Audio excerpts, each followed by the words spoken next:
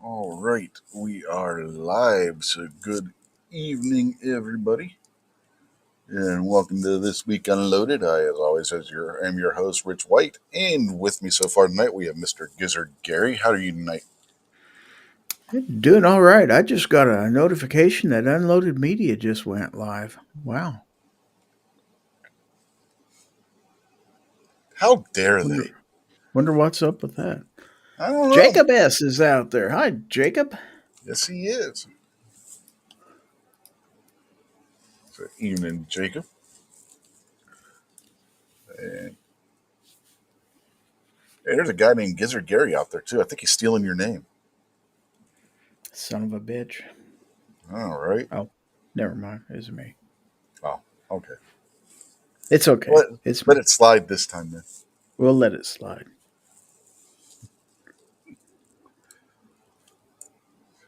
You'd think the wrench would have been a giveaway on that. Yeah, I didn't even think of that. You're right. Yeah.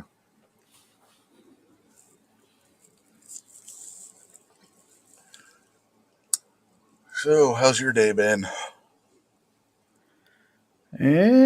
Well, last night's kind of messed up because, well, I had to get some rest so I could be on Foss's show, and got to bed around 4, woke up around 9:30ish or so, and just been up doing this and that. Watched a little bit of the Charlie Kirk Memorial this afternoon. Of course, that went on for several hours. I probably caught the last two of it anyway. And other than that, cleaning up cat puke, and Oh, gee, that's always fun. it's always fun on a Sunday. Yeah, he always seems to do that on a Sunday for some reason. I don't know Mm. why.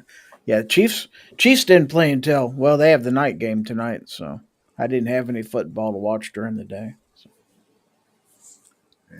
Jacob says he's been digging in the dirt all weekend. hopefully not burying somebody. Maybe he works as a gravedigger now. Could be. Chiefs just intercepted a pass from Russell Wilson and ran it back into Giants territory. We're in business. Now, you should be used to that from last season when the Steelers played him and they had Russell Wilson as quarterback.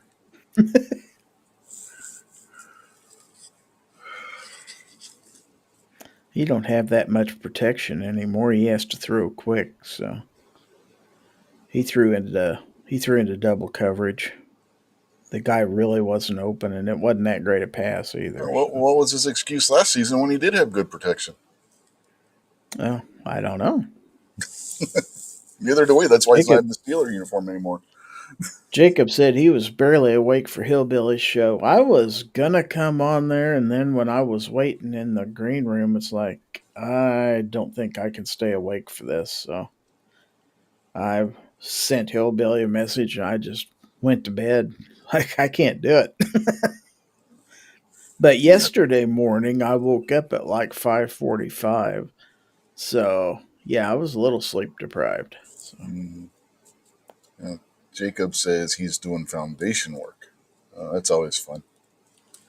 building something new or fixing a foundation. The way he wrote that, I'm going to say he's fixing. That's no fun. No.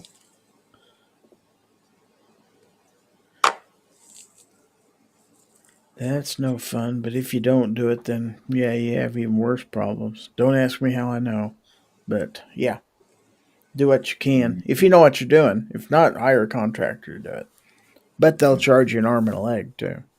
Yeah. Don't just do on the outside either. You want to get yourself some sealant and hit the inside of the Yeah. building as well.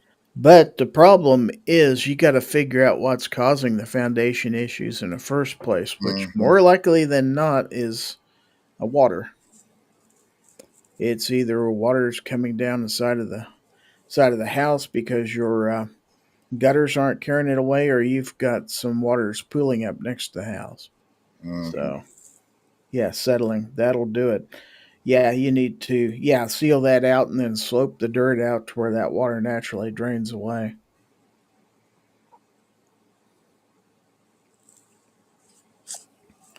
Why do they always during these football games have these food commercials? I don't know. Because they want you hungry during the football game. Well, I So that you just eat had all the pizza snack an stuff. hour ago, but they had like fried shrimp and stuff on there. It's like that does Hmm. sound good. Fried shrimp always sounds good. Had hot dogs and cheese curds. Fried cheese curds. Cheese curds would be all right. I don't know, hot dogs are well, if it's cookout, that's fine. But on a rare occasion, I'm hungry for hot dogs. But They're the good ones. They're Nathan's. I can't even get those around here. Huh. Not in the smaller towns. I suppose the big cities have them, but mostly local regional stuff around here.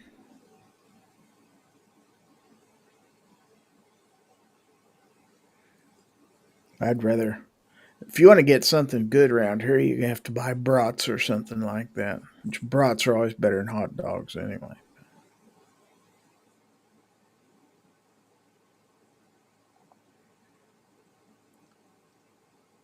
Jacob says they had them drive pilings down to bedrock to stabilize it better. $8,000 to do that. Damn. Yep. Hell, shit's not cheap anymore. When we were living at her grandmother's house, we had to have the well dug deeper. That was Mm-hmm. $2,500 to go down another 150, 200 feet. That was over 10 years ago. Yeah, these foundation repair companies, they make their money, by golly. Hmm. But they're capable of doing a lot more things than they used to be 20, 30 years ago. They got the equipment and the techniques and stuff to fix a lot of stuff that couldn't be fixed before. Yeah. Well, when we had the roof resealed last year, if we wouldn't have paid cash, it would have been over $1,000 just to have them go up there and reseal everything.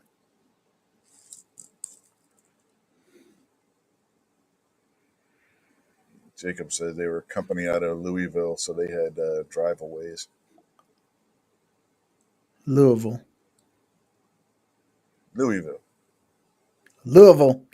Louisville, home of the College of Cardinals. At least you didn't say Louisville.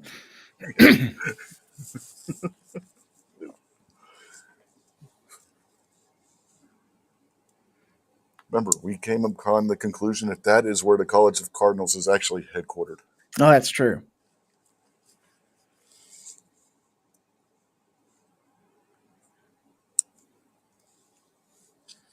Whereas Stanford, they only have one Cardinal. That's true.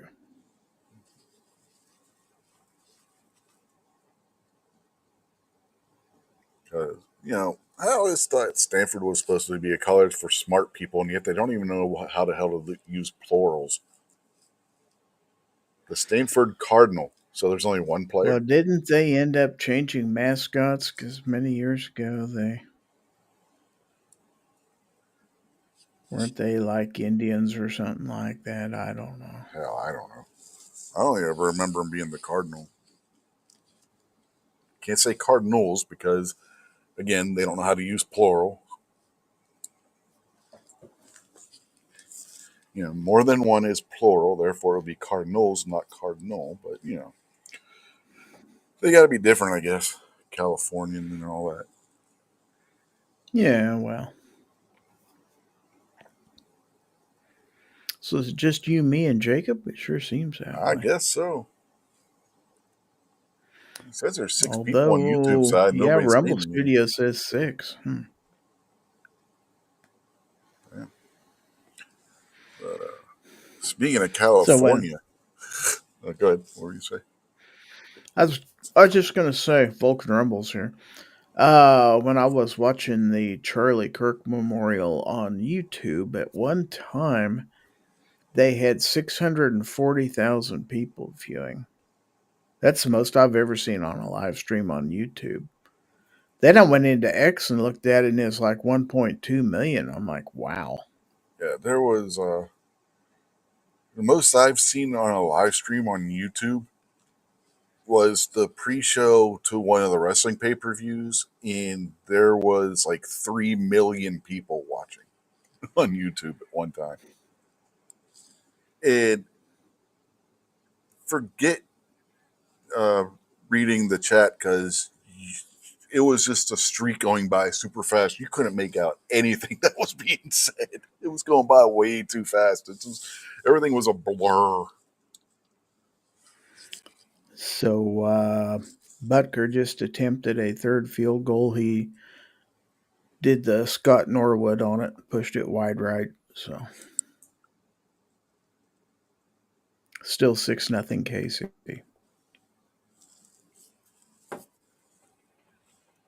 If anybody cares. They are playing the New York Football Giants in East Rutherford, New Jersey, Mm-hmm. in MetLife Stadium.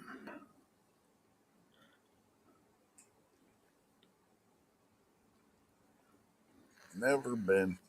My youngest daughter's been there a few times. She said it's a nice stadium. She's gone there for like concerts and stuff because she listens to that K-pop and other bands out of South Korea. And when they tour the U.S., they only hit the big cities, and the biggest city near us that they ever hit is New York. So she's always going up, or New York metropolitan area, I guess you should say, because again, MetLife Stadium is not in New York. It's not even in the state of New York. It's in New Jersey. But yeah, her and her husband have gone up there a few times to go to different concerts and stuff. She said it's a nice In stadium. a swamp. Yeah. Mm-hmm. Used to be a swamp. Ron 2A Matters is out there. Jacob says that 8K was just for the piling stuff. The excavation and backfill we have to have done ourselves, which is easy enough. And Ozzy just jumped in. He is barking at the moon. Yep. Evening, Ron. Evening, Ozzy. But yeah. Speaking of California earlier, I don't know if you saw this. I know I mentioned something before we went live, but Gavin Newsom's office on X put out a tweet. I guess this is in response to the whole Jimmy Kimmel fiasco. I'm assuming you saw that nonsense. Oh, yeah. Oh, there he is. His office is saying that they are going to ban Kid Rock from performing in California because his music is horrendous. Now, for those of you out there who may not know, Jimmy Kimmel has been suspended, not canceled like some people want trying to say, just suspended at this point because a bunch of advertisers and the two biggest owners of ABC affiliate stations, Nexstar and Sinclair Incorporated, have stated that unless things change, they are not going to be showing Jimmy Kimmel's show Well, going forward. Nexstar said they were going to preempt it anyway, Yeah. no matter what ABC did. Now Sinclair said is if there's no changes made that they've already preempted it and they're not going to bring it back unless they make some changes, is what Sinclair said in their statement. I didn't actually see Nexstar's statement, but enough people were posting about it on X where I got the gist of what's going on. You know what I mean? But I actually did read Sinclair's statement, and that's in response to Jimmy Kimmel still making statements blaming the right and other disparaging remarks about But Jim Kimmel Charlie had Kirk. no problem with Donald Trump being kicked off of Twitter back in the day, nor did he have any Yep. problem with them canceling Roseanne Barr Nope. for, canceling them for saying things that they didn't agree with. But Oh yeah, they thought it was hilarious that they got. now they're claiming free speech. Uh huh. It's like, Yeah. well, make up your mind. Anyway, Gavin Newsom, in case you don't know, that's the governor of California. I have heard of him. Not you, I'm talking about the people out there. I know you know. But anyway, he has gone on the record saying that Kimmel should never have been canceled. Again, not He canceled should at have this never point, been just hired, as far as suspended. that goes. Yeah, should have been suspended or canceled a long time ago. His ratings, he gets maybe 120,000 viewers a night. Yeah, they were saying that there were more people at the Charlie Kirk Memorial than watched most Jimmy Kimmel episodes. And remember, he's on broadcast television still, so you don't have to have cable to watch Jimmy Kimmel's show. Yeah, You but need you to know have. what? There's not a whole lot of people watch broadcast TV anymore. It's kind of dying. Anyway, my point was going to be, on the other hand, you have to pay to watch Greg Gutfeld's show on Fox News, and Gutfeld has 3 to 4 times the number of viewers that Jimmy Kimmel, Stephen Colbert, and Jimmy Fallon have put together.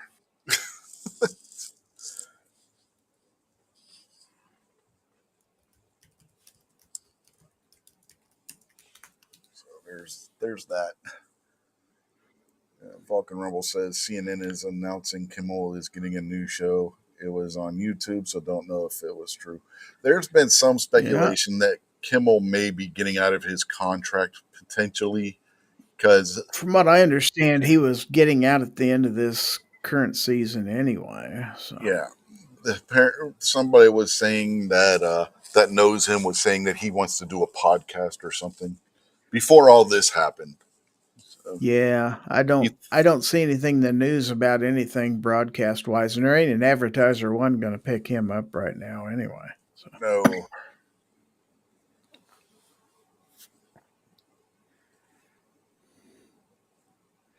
he needs to go back to doing the man show. Adam Carolla carried that anyway. Mm-hmm. It's like Jimmy Kimmel's always had such high standards. Let's look at where he began. Mm-hmm. Yeah, the guy that did blackface mimicking Carl Malone back in the day, and Oprah Winfrey. Mm-hmm.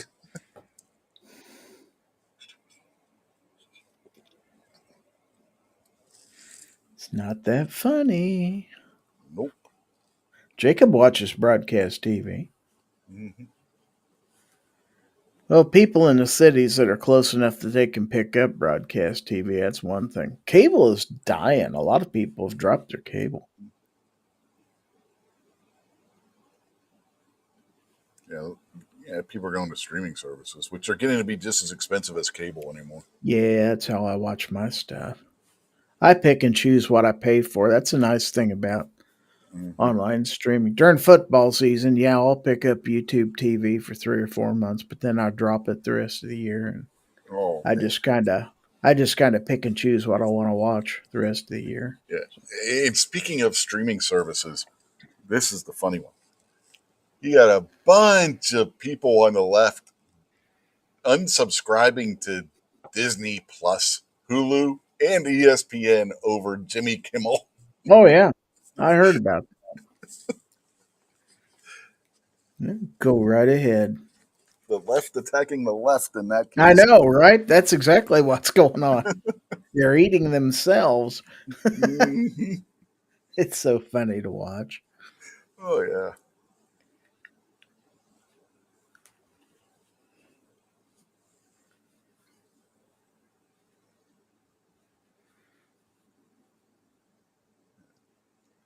Jacob says it's because people have gotten so used to having all they want to watch stuff. I just don't, by and large, find that much on TV. I want to watch. Most of what I consume is stuff on YouTube and stuff like that, and Mhm. then a few specialty programs that I pick up in different places. But No, we do have Disney Plus and Hulu. We got that with Cinemax, or not Cinemax, HBO Max. God, but actually it was Max at the time. but now it's Only going to be reason I automatic. have Hulu is, and Hulu, if you're out there watching this, cover your ears for a second, but I may or may not borrow my daughter's Hulu account. So Well, our daughter uses ours, so we have. I use her YouTube Premium on the family plan, and she uses our Disney and Amazon. So it works out. see now, speaking of YouTube Premium, I did go ahead and I sprung for that on my Gizzard Gary channel, and I'm liking it. It's kind of nice to watch long videos and not have to worry about ads every 5 minutes and stuff Yeah, like that. And the nice thing about it is I'm not cheating anybody out of their money. They right. get paid better if you're a YouTube Premium member watching it than they do if you're a regular What YouTuber watching the ads. yeah, what I like about it is you get the YouTube Music ad free, Yeah, and music's free. Yeah. the full inventory of what they have. So And that's you can download any video you want to and watch it offline. yep. But yeah, if we're going somewhere or something, put that on in the car via our cell phone. Listen to that. Jacob says there's so much hoopla about cable. There are too many channels on cable as it is, in my opinion. Well, the heck of it And is, a lot of those channels that are on cable, you can watch for free if you have a Roku or something like that. or a digital antenna. Now, you might not pick up the major networks, but there's plenty of news networks out there. Depending on where you live, just put a digital antenna up, and you get almost as many channels as you would on cable, basic cable. With Or you can watch networks like Real America's Voice and stuff like that. Mhm. Yeah. With the digital antenna, you get channels like MeTV and all the and that those channels. Those are all sub channels of the major networks on digital television. Or you can pick up some of their offshoots. Like you can't watch full out Fox News, but there's a Fox News Live that you can watch. Hmm. It's kind of Yeah, like Fox Headline News. yeah. Our TV And comes with that stuff built in it too. yeah, and it's good enough for just if you're just bored. Yeah, if you just want the headlines, but I've done it a few times in the mornings, especially. Sit down, drink my coffee. Jacob says if you had to pay a subscription for broadcast, you're not paying a subscription in the UK. They're actually paying A the license, isn't it? government. Yeah, it's a license from the government. It's not a subscription to the uh, TV stations or Yeah, they anything have like to have a that. license for a receiver in the Yeah, UK. Yes, you do. yeah, it falls under their radio laws. It's really screwy. Hmm. A lot of people over in the UK back in the day just didn't pay and watched it anyway. And now they just watch online because it doesn't apply to the internet. I mean, you really want to pay to watch BBC? I can. I can't watch BBC, but I can watch Sky News, which is basically Fox News over in the UK. Same Hmm. company. Yeah, same company. And Australia too. They have an Australian division too. So if I want UK news, I can go to Sky News, watch that. Hmm.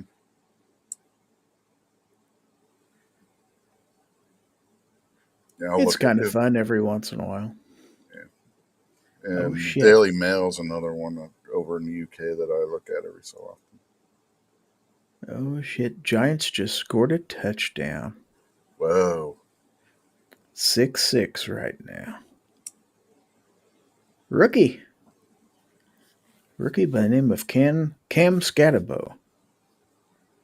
He's a good little running back.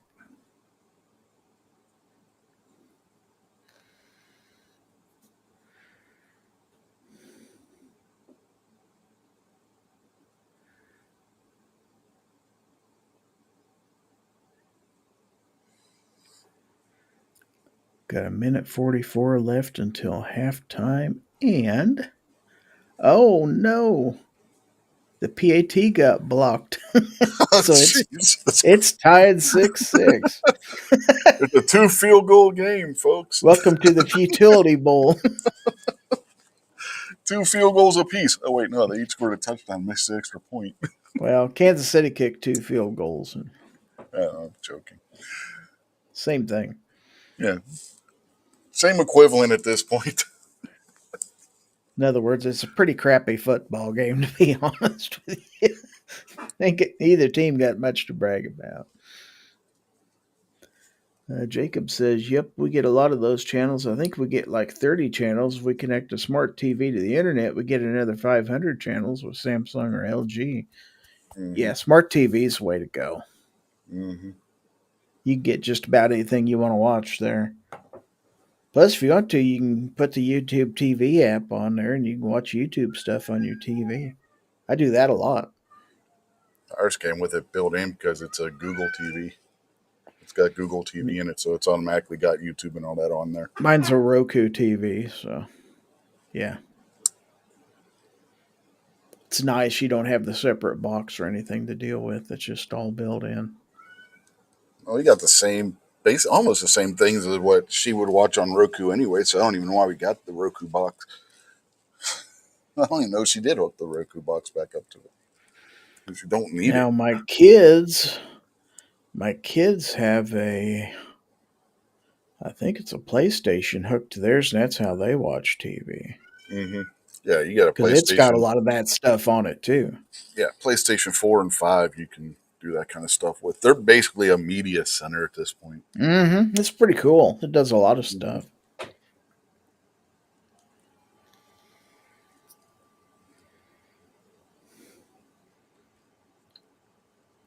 And you can AirPlay to it too. I've been over there before watching a Chiefs game on my iPad, and they'll go in the other room. I just AirPlay it to their TV, and like it's pretty cool. I can do that with my two-in-one. I can broadcast from my two-in-one to the TV through Windows. Windows, you can do that shit too now. It's kind of cool. Yeah, it's a pretty cool thing. Right now, I'm sitting here at my computer with you, and meanwhile, in front of me, I have my iPad sitting with the football game and the sound all the way down to nothing. So I got all kinds of media, plus my phone's in my pocket, so I got all kinds of connectivity going on here. Mm-hmm. I got two computers beside me, my old two-in-one and my desktop, and then well, three if you want to count the phone. Because let's be honest, the smartphone is a computer you carry in your pocket. Yes, it is.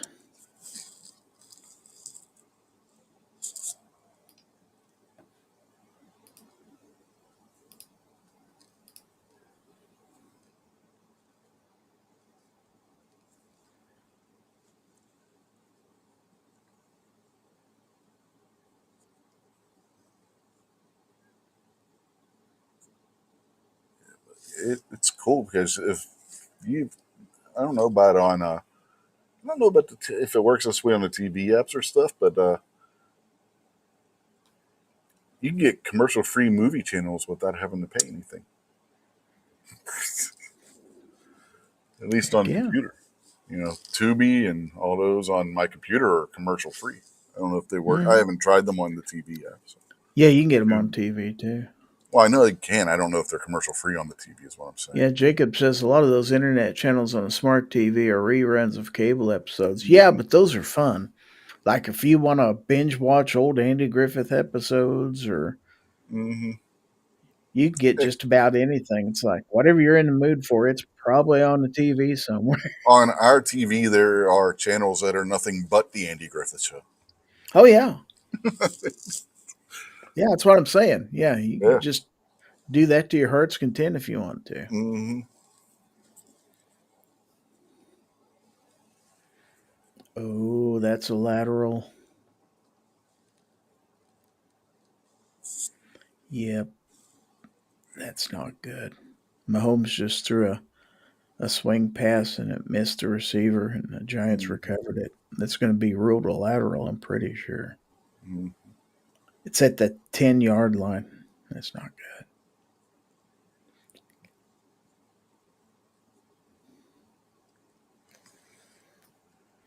It's like Amy watches TV on the TV, and if I want to watch a movie or something, I'll just watch it on my computer because I don't have to put up with commercials. There's ad blockers apparently block commercials on Tubi and stuff like that. So, Yeah. Pluto and Crackle. I've heard of Crackle. Yeah. yeah, Pluto. I've used Pluto too. On the Roku, they just have the live TV app that basically has everything laid out in a channel grid, kind of like your Hmm. cable. Yeah, it's just cooler than hell. You just go down Yeah, and see what's on. yeah. Our TV works that way too. That's great. It's like, here's all the free stuff you can watch. Okay. Our old LG TV before it got broke somehow. It was like that. If you put LG TV on, it was just like looking at the schedule on the TV. The where you push the button and it Compared to brings up most of the crap that's on Family regular Guy. TV channels that I don't want to watch, sure, I'll watch reruns. G Webs is out there. He says, by tradition, every military working dog is officially ranked one step higher than the human who handles them. Is that true? I You don't, should know that. I don't know. I didn't work with You were dogs in in the the Army, military. right? Yeah, but I didn't work with Hmm. dogs, so I don't know. Well, they would have outranked you. You would have had to salute the dog.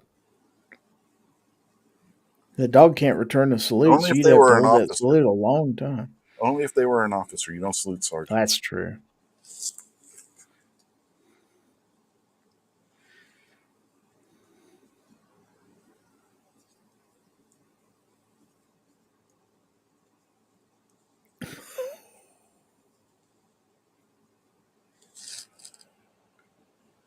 I forgot what the hell I was going to say. There was something else I wanted to bring up, and I can't remember what it was now. Oh. Did I disturb your train of thought? Is that what you're saying? No, I think G did. It's G's fault. Oh, G did. Okay, we'll blame G. Yeah, it's G's fault.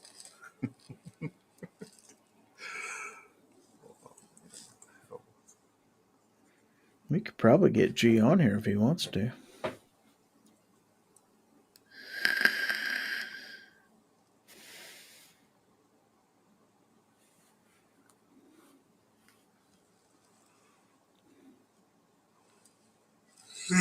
Ew, I'm tired. You sound excited. I'm tired. I haven't been sleeping well because of what we were talking about before the show, but dealing with food poisoning for the later half of it last week. Sleep has been in short supply. You dealt with it for more than one day. Usually that stuff's Yeah, through usually 24 hours. Gunpowder Beauty's out there. apparently I Wow. had a bad case of it.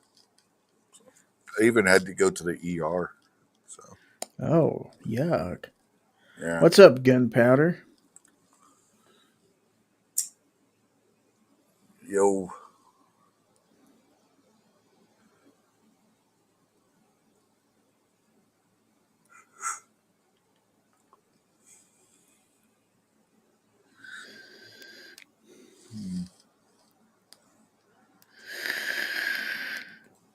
oh, I know what it was. Uh, Officially now, the UK, Canada, and Australia have officially recognized Palestine as its own state. Really? Mm. As of this morning, I believe. So, everybody I'm subscribed or not subscribed to, but follow on X over in the UK has been posting about that all day. X has been nonstop. Keir Starmer is a traitor and Charlie Kirk funeral stuff. With a few other things thrown in, but that's mostly what my feed has been all day today. Gunpowder says, not much, just trying to get the fornication trophies to go to bed since tomorrow's a school day.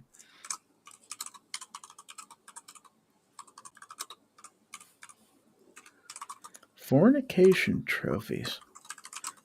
Guess that's better than semen demons, which I've heard her call them before.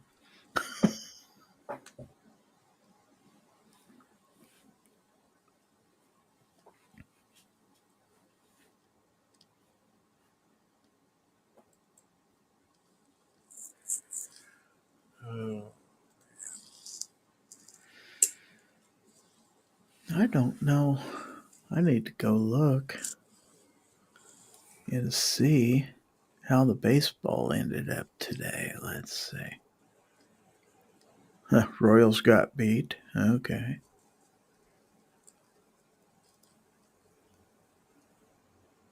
Well, Are they? Pirates won a game. How about that? Whoa, 11-0. whoa. Who were they playing? The Yeah. Rockies? Athletics. Same thing. Yeah, pretty much.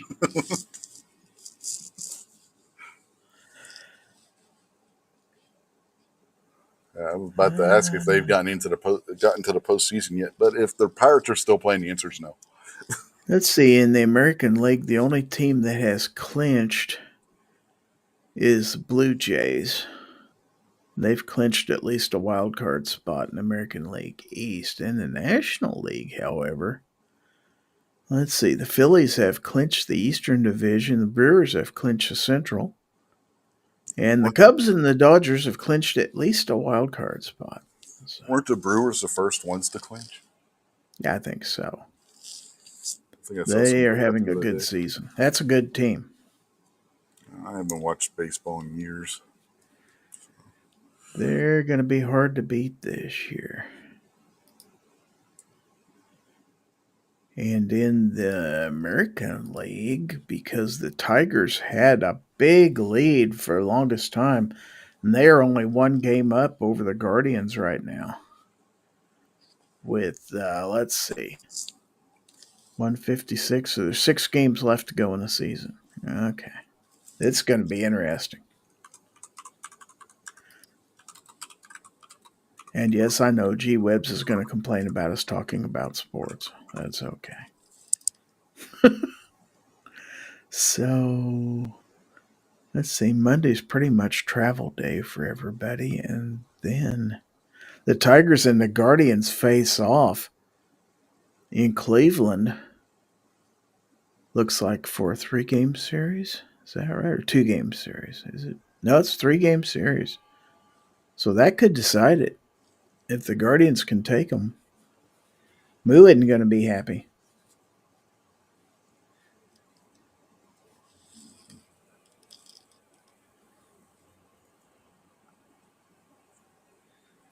But it's kind of cool they get to face off against each other. And G Web says, I tune it all out. Mm-hmm. Well, I can't talk about my team. They're not going to make the playoffs this year. They are at 500. Or you got a new subscriber out there by the name of Steven Sheets. You remember that guy? Uh-huh. Yeah. He says, new subscriber here. I'm Steven Sheets. Everybody remembers Steven Sheets. Uh-huh. And you're not a new subscriber, Steven, unless you deleted your channel and recreated it again. The karaoke master himself. Yeah.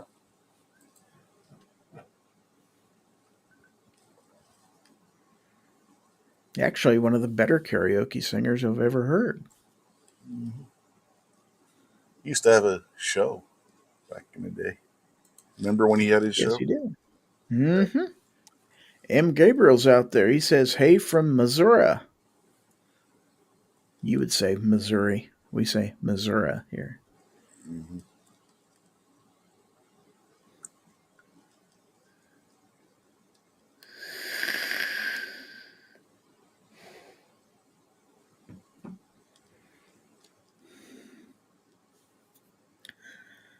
Steven says, I'm 32 years old. I'm a karaoke singer here. I subscribe to the channel. Yep. Yep. We know you. We know who you You're are, Steven. We know who you are. He is famous, yes. Mm-hmm. But he may be saying hi to everybody else out there. That's true.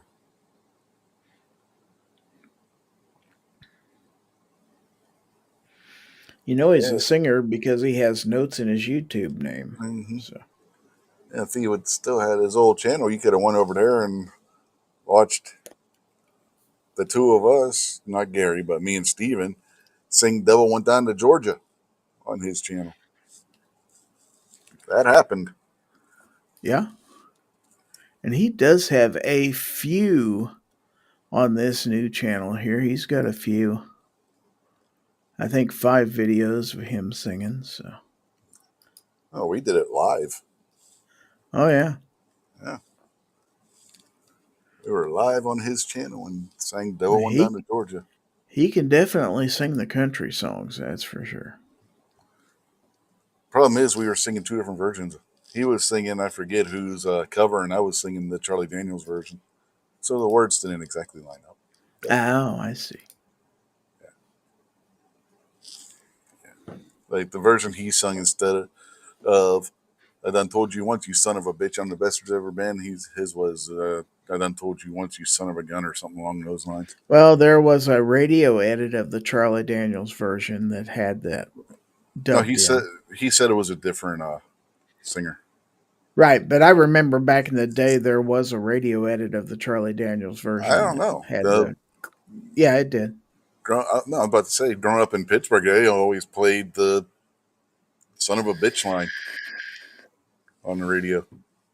I don't know. So yeah, I don't know if there was or not. It's the only version I've ever heard was the one where he said, "I told you once, you son of a bitch."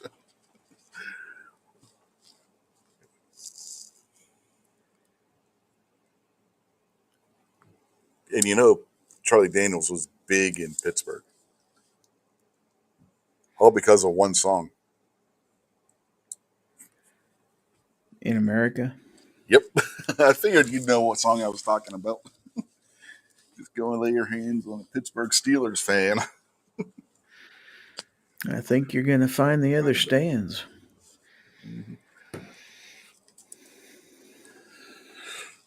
They used to play that at Steelers games all the time, and then when they got to the part Pittsburgh Steelers fan, they would, the crowd would yell that part of the song. It was cool.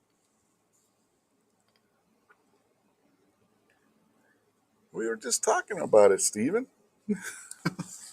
He says it. Wonder if he's. I wonder if he's a little bit behind. He might be. I mean, behind in as far as not live in the chat.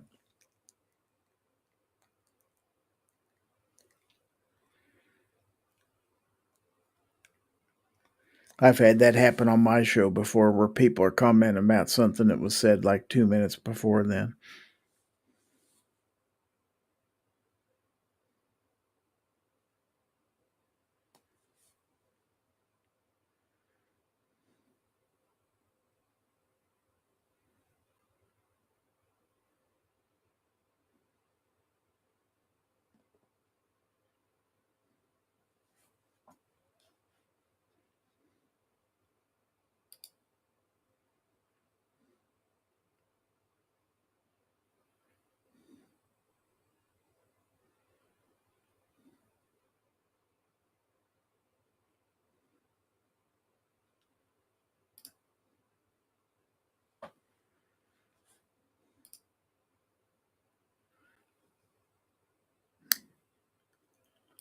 You still there?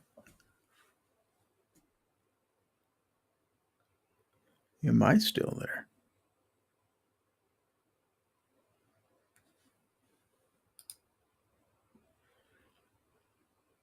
Hello?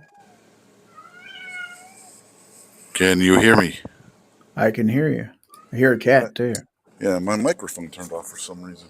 Oh, I thought maybe it was me for a second. Oh, I looked down, my I was gonna microphone say, was off. I said, "Are you there?" And then I said, "Am I there?" Which is odd for my microphone to turn off when I have it plugged in right now. My computer does all kind of weird things when I'm in Rumble Studio. The screen goes blank every 30 seconds, and I have to keep moving my mouse around. See if it stays on. Well, oh, a flag. Uh-oh. A flag? Yeah, Mahomes threw a Hail Mary down the field with about 7 seconds left. Mm, And it's kind of a jump ball at the 10-yard line, and there's a flag. So I think we're going to get an interference call. I get a chance to add 3 points while you're going into halftime. Well, it's not a sure thing. No. That's why I So said far, chance. Butker's missed one wild right and hit one off the left upright. So he's only made one clean field goal out of three. So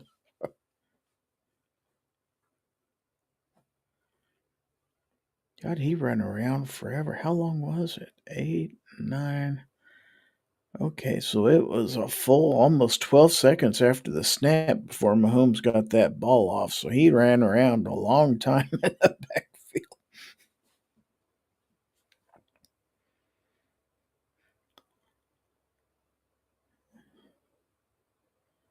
Rolls right, throws it out of bounds. So 4 seconds left. They'll probably kick now. If they're smart, they will. Here comes butt kicker now.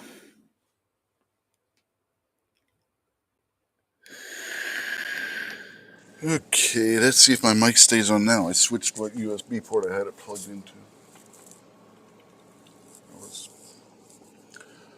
See, the receiver for my microphone has a pass through that usually, when I plug the Yeah. microphone into that, will just charge from the computer that way. For some reason, I guess it's not charging right now, and it keeps wanting to die because it doesn't have any. I guess the Okay. battery's dead.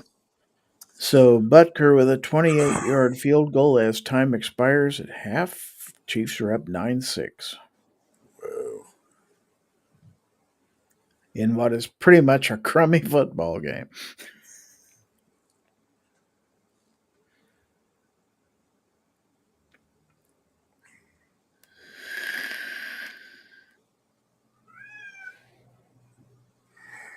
Meow, meow. Maybe we should interview that cat.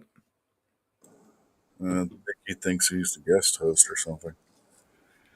Maybe.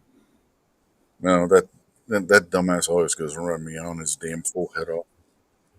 Ozzy says the Chiefs are playing like a high school team. Pretty much, yeah.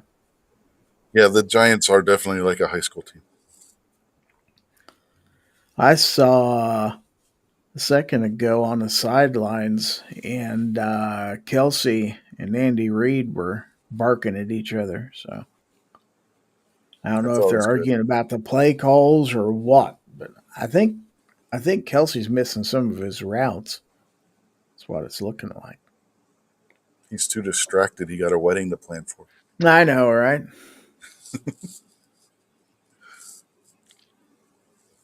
God, I'm getting tired of people tweeting that shit too. Who cares?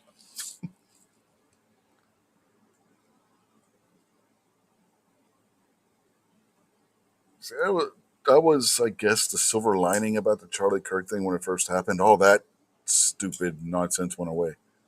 All everybody was tweeting about was Charlie Kirk and the case. Now that that's dying down, we're getting all those stupid goddamn. What do you think about Travis Kelsey and Taylor Swift? Like, I don't give a shit. Or do you? Who's sexier, Sydney Sweeney or Taylor Swift? Like, as if it's even a question. Oh, Sydney Sweeney, Yeah, it's like 100%.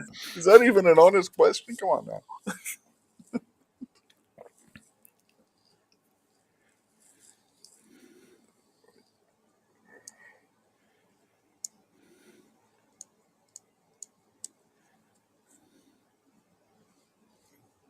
See, I read Ozzy's comment like the Chiefs are like playing a high school team. You know, like Shaggy Rogers from Scooby Doo.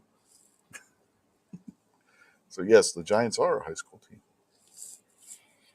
Pretty much. Mm-hmm.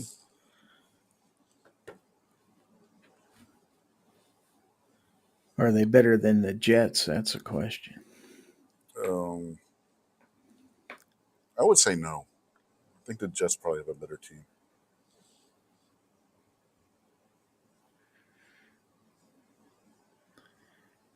Yeah, once Jacob says, I couldn't care less what happens to Taylor and Kelsey. It's their life. It's like, once he retires from football, which I'm pretty sure is going to happen at the end of this season, and it's like, you guys go do what you want. Because we got some backup tight ends that would love to get more time on the field. That don't get me wrong, Travis Kelsey has been an outstanding football player in his day, but I think he's at the end of his career and he's distracted. Mm-hmm. The Jets are third in their division. Haven't won a game, but they're third in their division because they got the Wow. tiebreaker over Miami.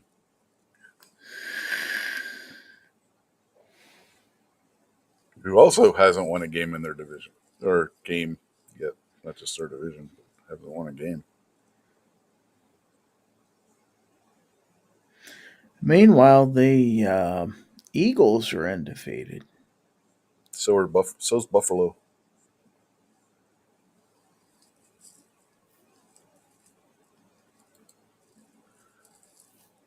So are the Colts. The Chargers. The Chargers are legit now.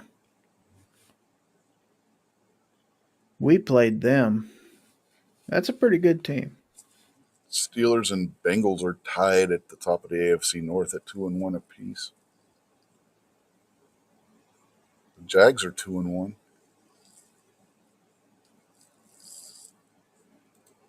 I think the Niners are undefeated too. Yep. Oh, and the Buccaneers. Bucks. Yeah, I'm about to say that. That's one of them divisions. Well, somebody's got to win.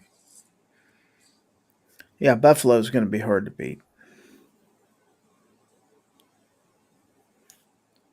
We were damn lucky to get past them last year. At the rate things are going right now, we're going to be lucky to be a playoff team this year. It's not looking. All four teams in the NFC West are above 500 right now. 3 games into the season, but the Niners are 3-0, and the other 3 teams are all 2-1.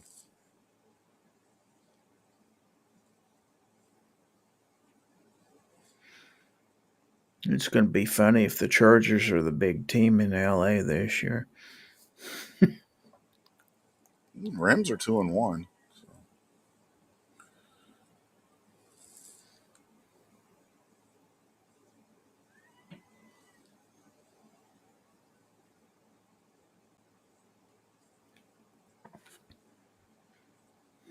Oh, the Saints are bad. Saints are bad. Are they? They've scored 47 and given up 90.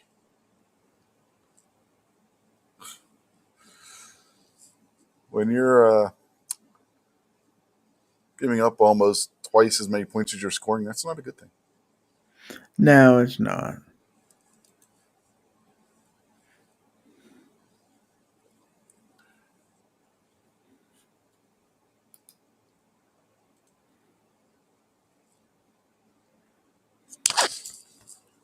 I take it back. The Giants might actually be a better team.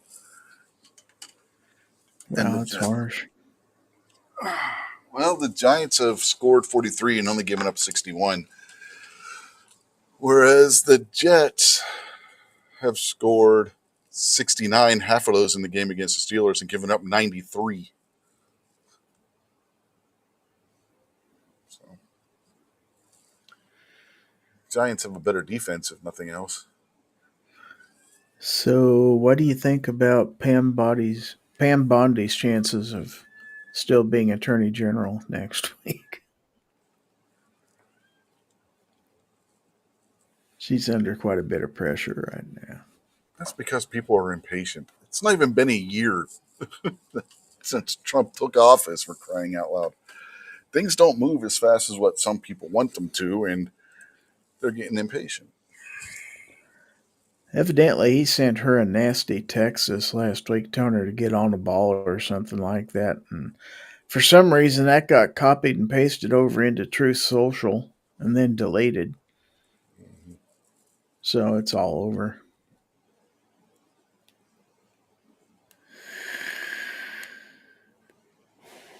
Yeah, I you didn't got. know anybody was still posting over at Truth Social. But Yeah, apparently they are. Trump still does anyway. I created an account when they first started up, but there was never anybody on there, so Yeah. I quit going on there. I suppose I still have an account there.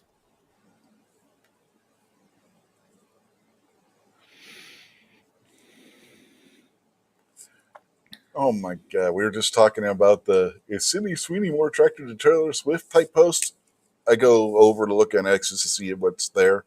Third freaking post down is Sydney Sweeney more attractive than Taylor Swift.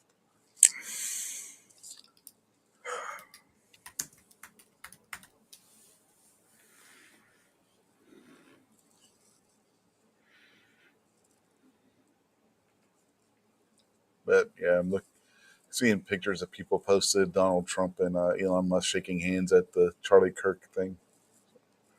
So I guess Oh they yeah, made they up. sat next to each other. Yeah.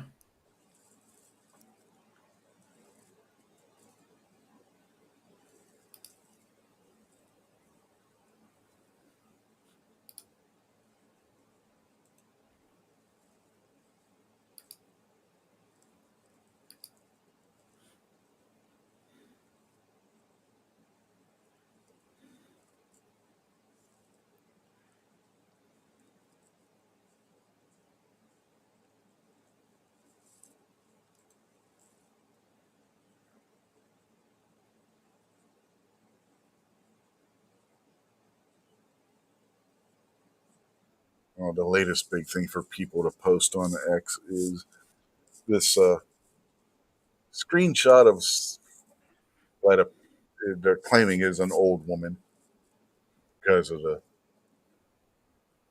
picture that the avatar she has on they have on the account, saying that I've been a registered Republican for 60 years, but I spent today watching Jimmy Kimmel reruns on YouTube and really learning about the man who decided my side was wrong about him.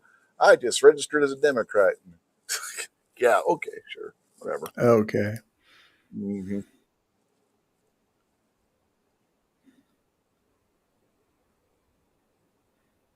That's as bad as the troll accounts that keep saying MAGA people are saying they're going to vote for Gavin Newsom if he runs for president. Yeah, Yeah, I don't think so. no, You're pronouncing that wrong, by the way. It's New Scum. yeah,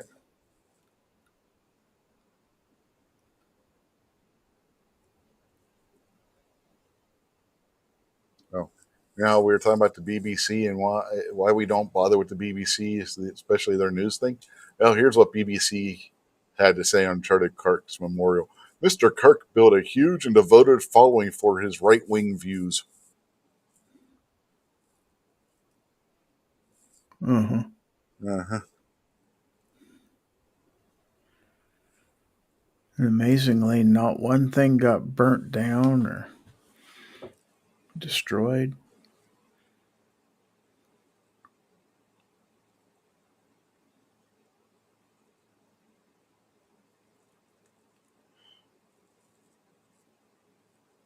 Yeah.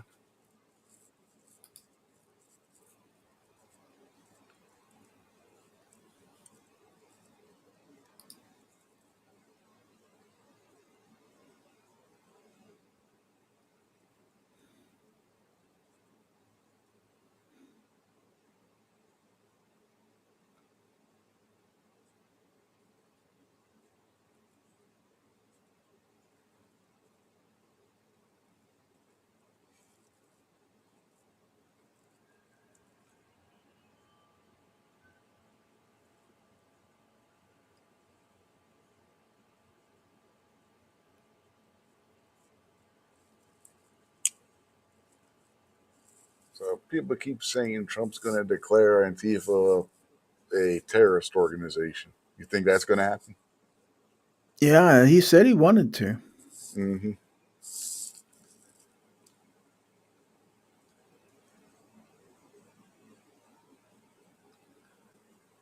Yeah, and of course there are people reading into that he already has. He hasn't officially done it yet.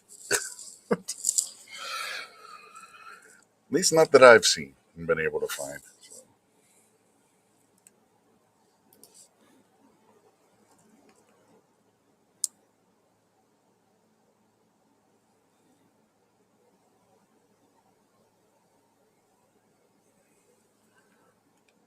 oh yeah, a lot of what I've seen today was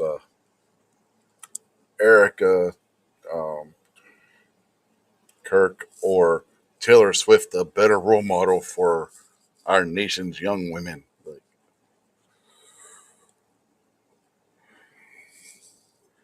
Uh, it's not even in question. no.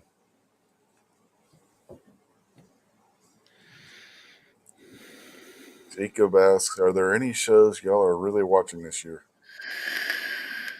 I haven't watched any shows really in a couple of years now. No.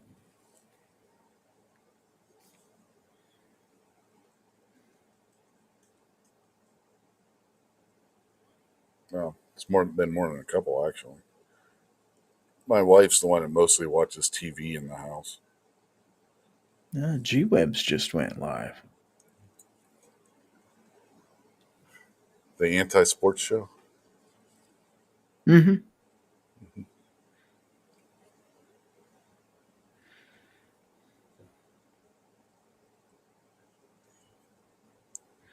That's all right. We'll scoop him on all the sports scores. Hmm.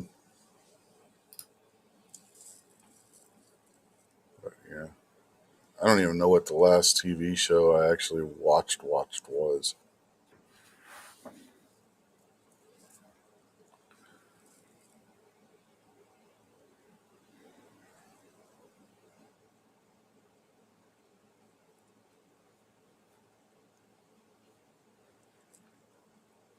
Meanwhile, they are playing football again.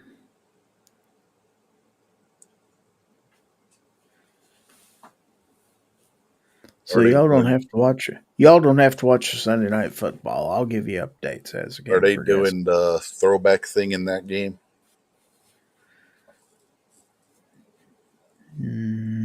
Don't think so. What do you mean? No, Uniforms? yeah, uniforms and CBS was doing all kinds of throwback stuff on their channel because it was like their 50th anniversary of carrying the NFL or their NFL their Oh, pregame show or whatever. So they were. I'm not seeing anything now. The Giants have been. They went back to the NY on their helmets a couple of years ago, didn't they? Hmm. Yeah, which I like a lot better anyway. That's the Patriot old look. Patriots were wearing their throwback uniforms today.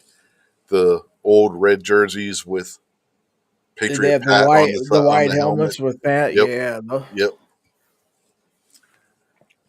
that's Back when their classic. uniforms looked good, yeah.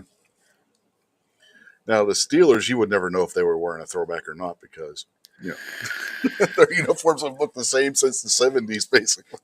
Well, other than the numeral style. Yeah, that's been the same basic thing. They just changed the numbers a little bit. That's been about it. I mean, you got to go back to the '60s before to find a different uniform for them. Well, the Chiefs have only had minor variations over the years. The logo on the helmet keeps getting bigger and bigger every year. The arrowhead, but that and they might change up. Do they have stripes on their pants or not? Sometimes in past years when they wore road whites, the pants were white too. Hmm. Now they got red pants for road jerseys. Now that I think about it, you go back to the '60s with the Steelers, and you're going from white numbers to yellow. Otherwise, they're basically the same uniform then too. Helmet might have been a little different. I don't remember.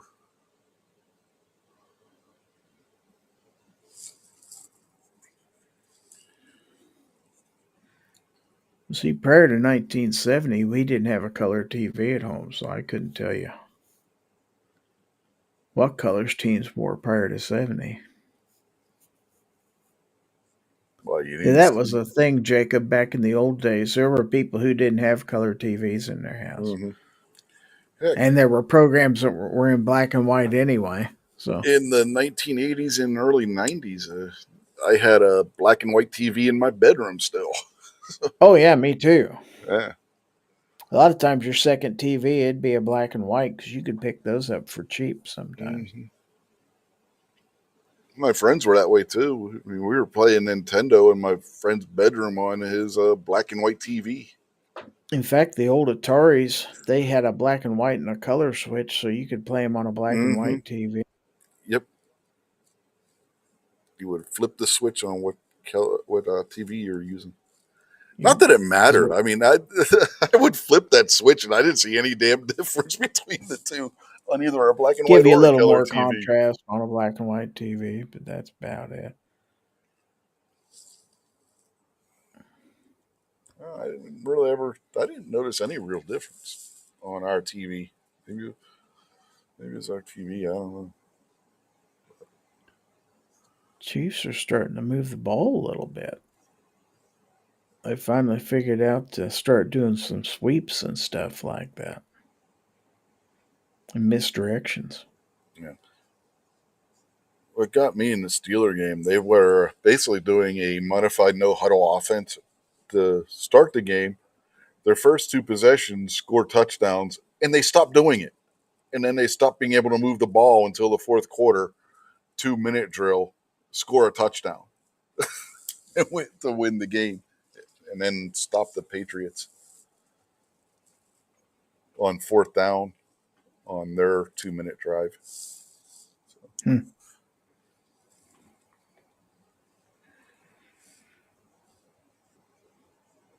I'm wondering if Andy Reid didn't, if the guys upstairs didn't see something, made some adjustments at halftime because they're moving the ball a heck of a lot better now.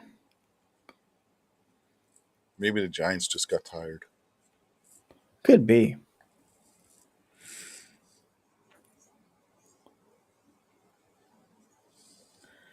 They said there were quite a few Chiefs fans in the stands there in New York.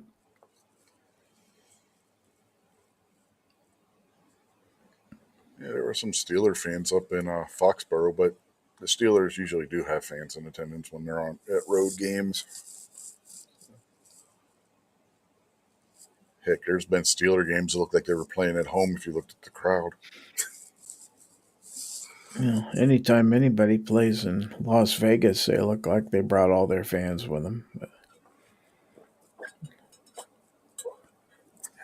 Chiefs touchdown.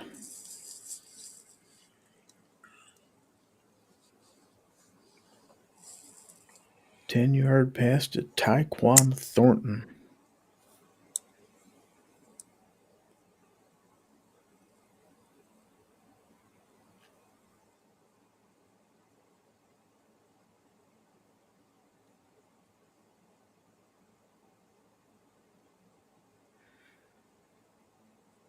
Well, I hope they keep playing. It'd be nice to win a game for a change.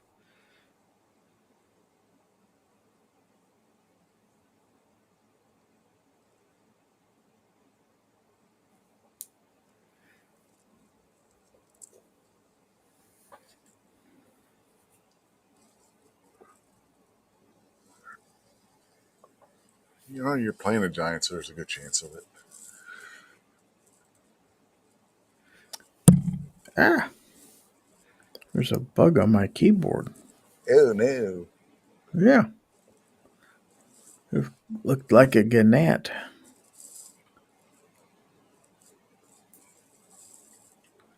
I hate those darn things. Me too.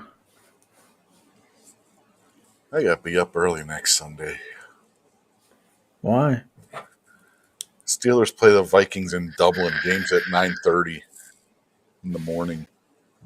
Yay. Mm-hmm.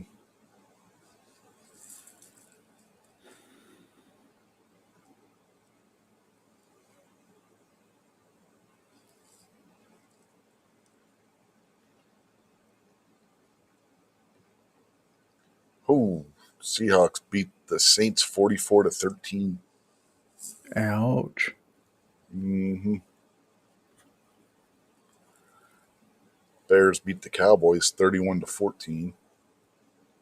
Wow. Panthers beat the Falcons 30-0. Damn. Commanders won 41-24.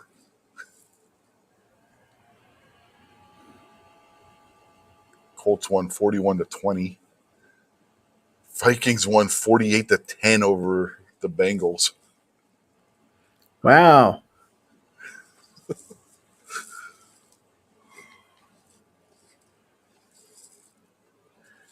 Yeah, Steelers got to play them next week. The Vikings.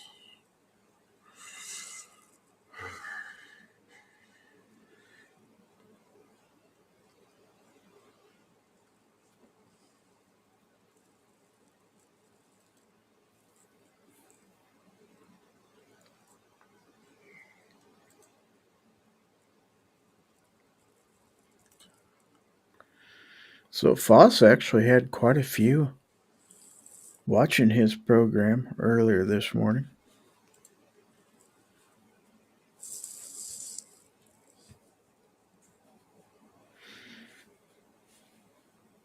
What y'all talk about? Oh, I don't remember. I know we had a bracket on martial arts movie stars, and Chuck Norris won. What were the It's final two? between him and Jackie Chan, I believe.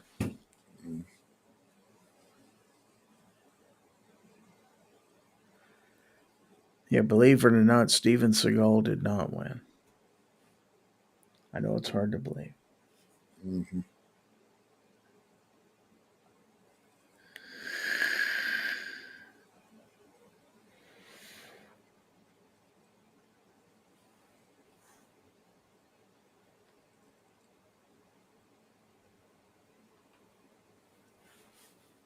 Is he still living in Russia? I don't know. You know, you shouldn't have said G-Webs went live. We've been losing viewers since you said that. We're down to 6 on YouTube. Well, I see how these people are. We had over 10. Now we're down to 6. What happened? Well, of course, that's only on YouTube. I don't know if anybody's watching over on X or not. I haven't looked. Well, Ozzy may have went back to the football game too. I know he's a Chiefs fan.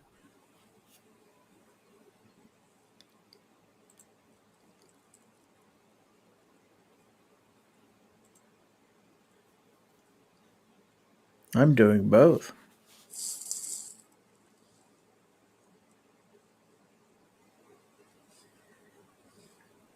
Says we got one person watching over, or one view anyway, on X. So I don't know.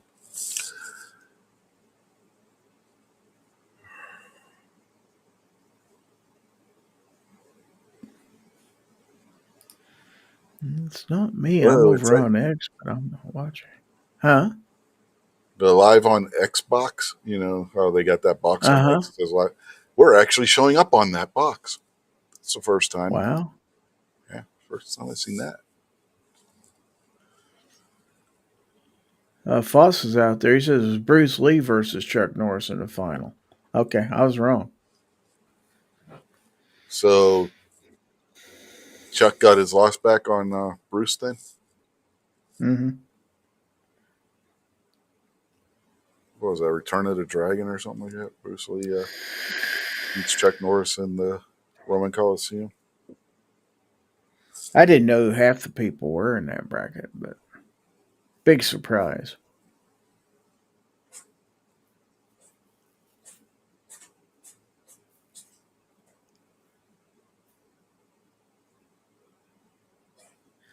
I have not watched a whole lot of martial arts movies in my time.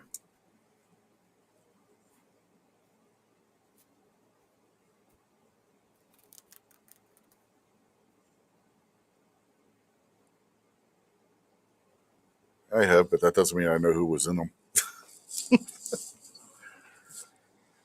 I can't believe he didn't have David Carradine in the bracket.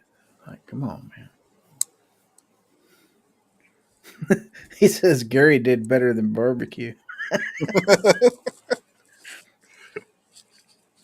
David Carradine did what? One or two Come, martial arts movies? He did. Well, Kung Fu's a TV show. It's not a yeah. movie.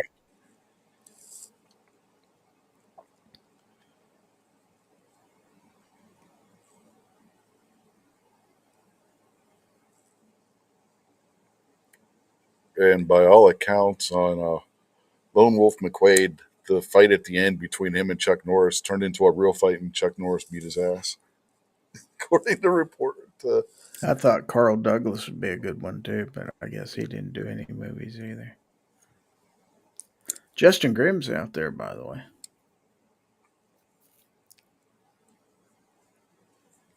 Even So if Justin. you got anything to say about bacon, Mhm.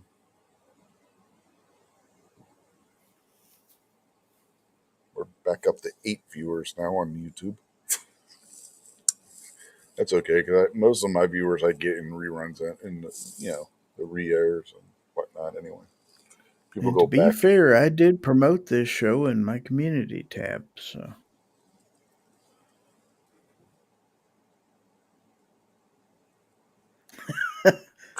Yeah, Foss right. this one. I saw. I saw That's the horrible. process. It's He's not. true, but it's He's not horrible. wrong. No.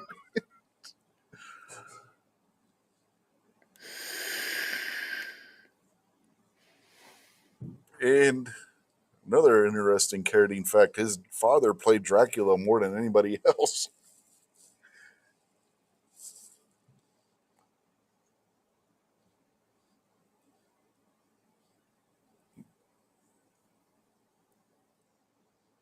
His father, John Carradine,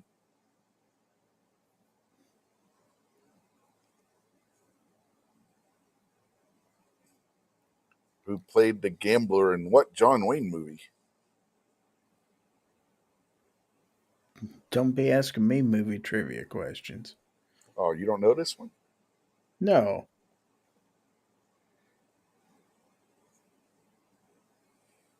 Stagecoach, the movie that made Wayne famous.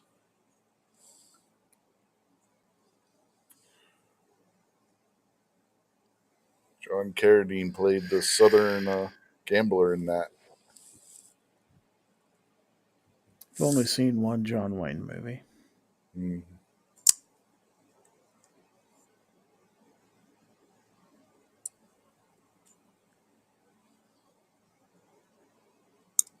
Don't tell Ron Wayne that because he'll disown me. Mm-hmm. I just don't believe you.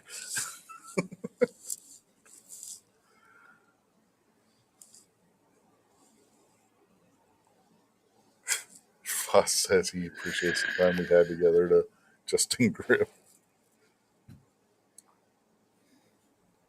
Those two are going to have to get a room, I tell you. Uh huh. I don't know. It almost sounds like Foss is holding a funeral for Justin with that comment. I appreciate the time we had together, but or maybe he's writing a Dear John letter. I can't quit you.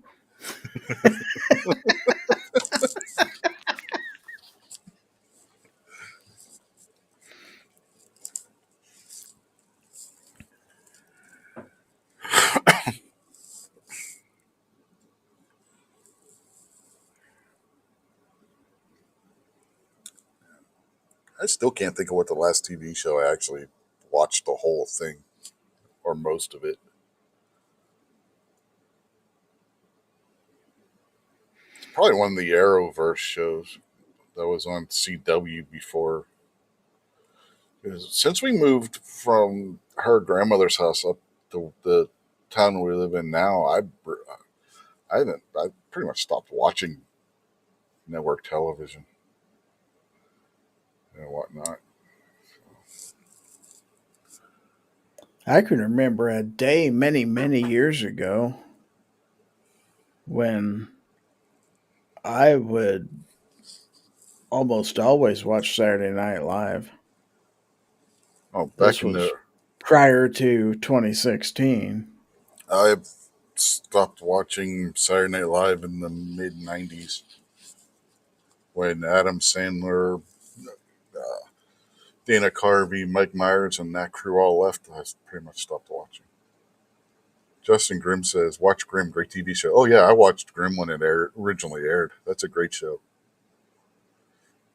It's funny watching Grimm, and they're in Portland in the mid 2000s, in 2010s, and there isn't an Antifa to be found. Foss says it's not gay if your eyes are closed. Uh-huh. Is that true? I don't know.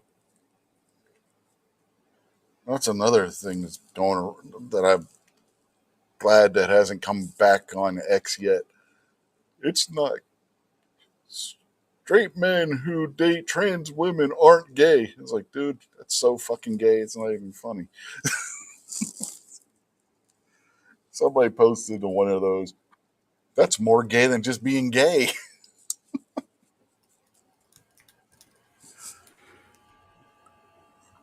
I don't know. They talked about that because I was just listening to Lola, I think, on Way to Sarah's Saturday.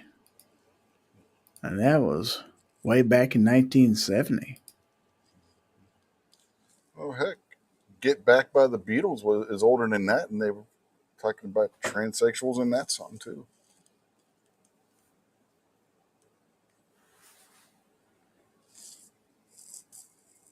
It's not exactly a new thing. It's just it's all over the media and shit now.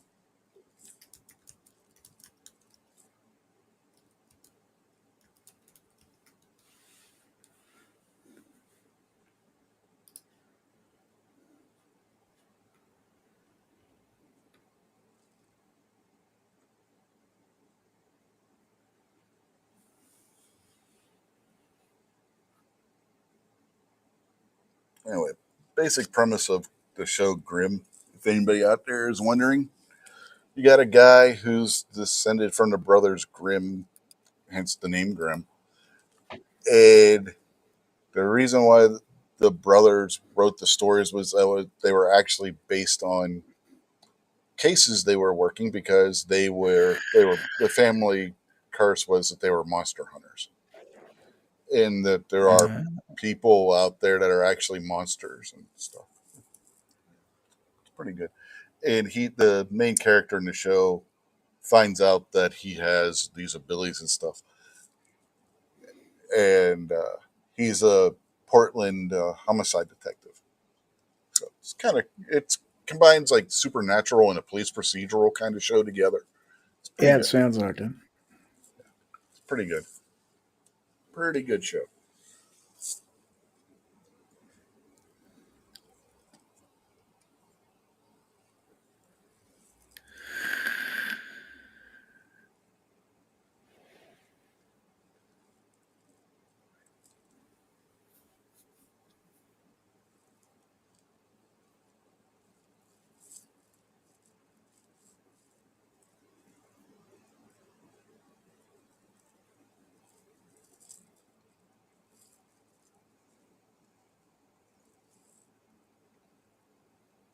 And Amy's been watching it lately too. I'm trying to remember what service she watches on. I think it's I think Prime has it on there. Yeah. Peacock might too because it was an NBC show.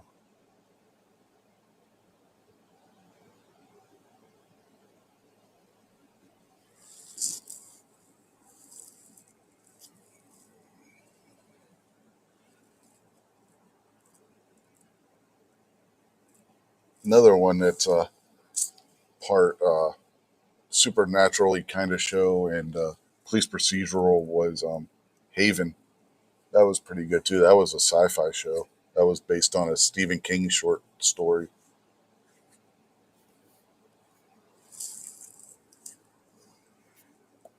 Yeah, Stephen King's a communist.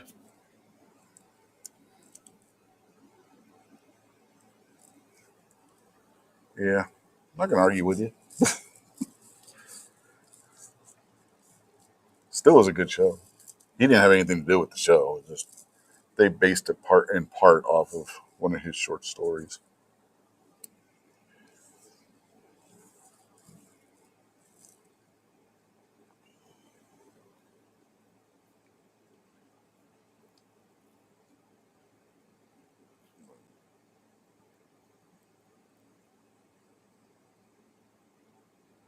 So, Warehouse 13 is another good one. Again, kind of supernaturally and police procedural type thing.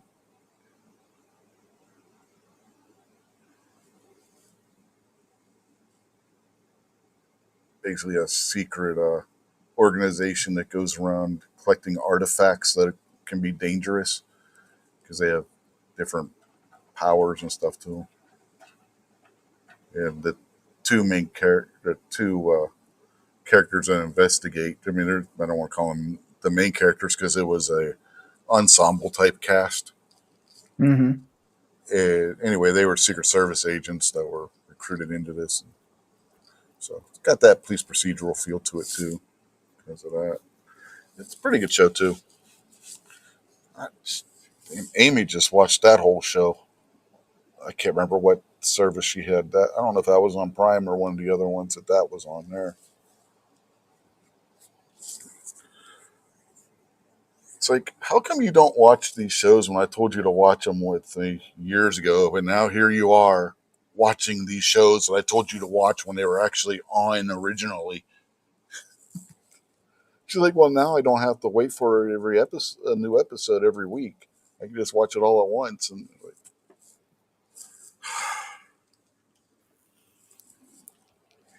Okay. uh-huh. Like, I told you how long ago that those were good shows.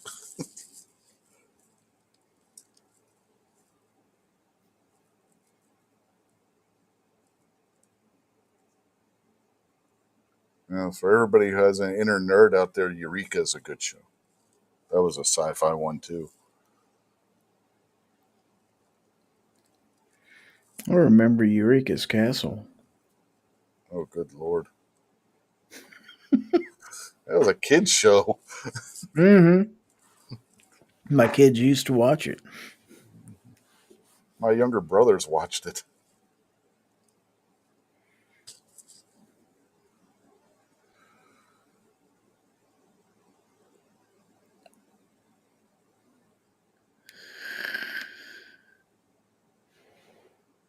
I don't know if my kids watched it or not.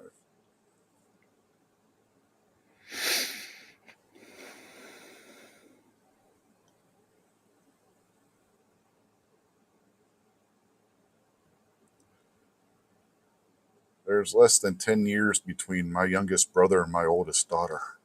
So it's entirely possible that they watched it too, that she at least watched it too. Yeah.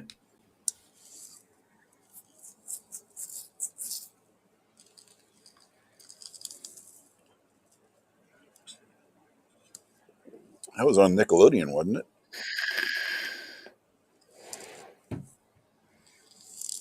I think so.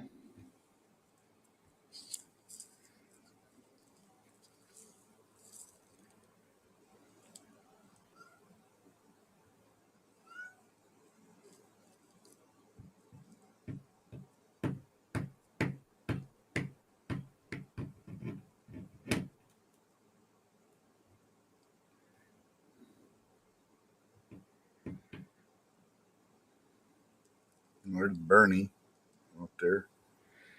Bernie.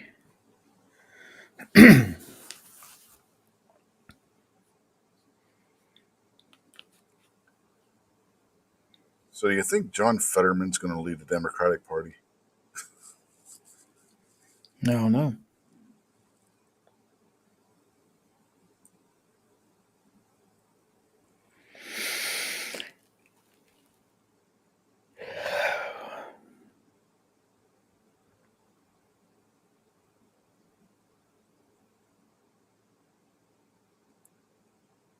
He keeps sounding less and less like a Democrat every time he posts on X.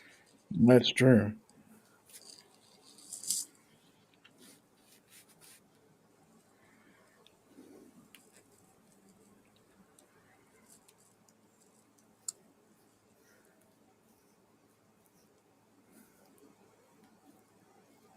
Somebody posted it's crazy. The one stroke victim in the Senate on the Democrat side is the one that makes the most sense.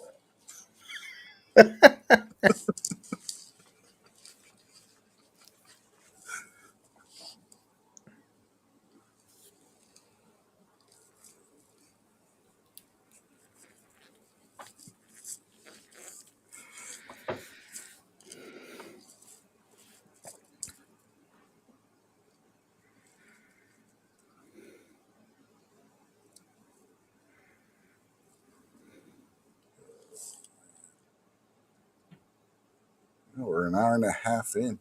Wow.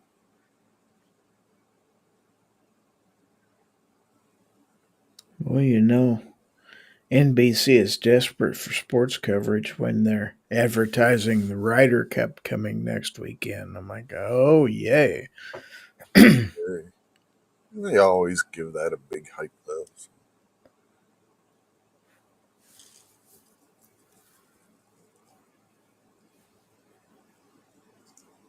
I mean, other than Notre Dame football, what really do they have?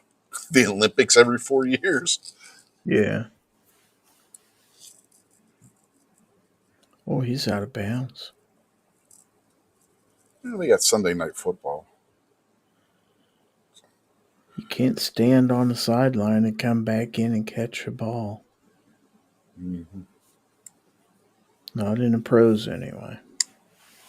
They lost WWE pay-per-views. Those were on Peacock. They moved them over to ESPN's app now. ABC has that, or Disney has them.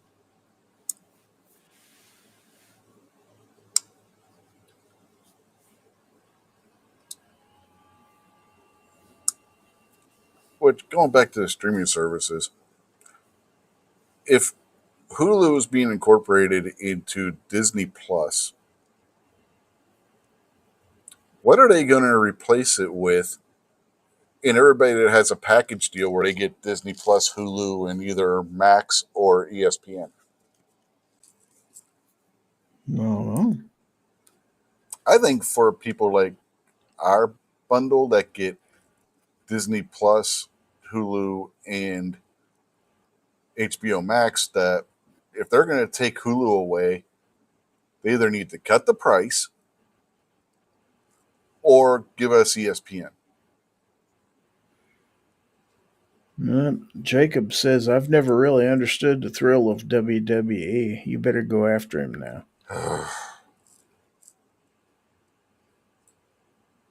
It's just a TV show, Jacob, basically.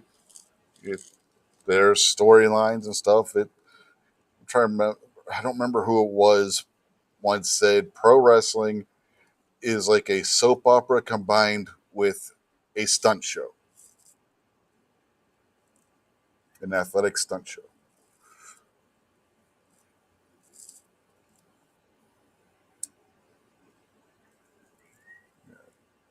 Bernie says he would never have thought that Fetterman would have 180'd on his ideas.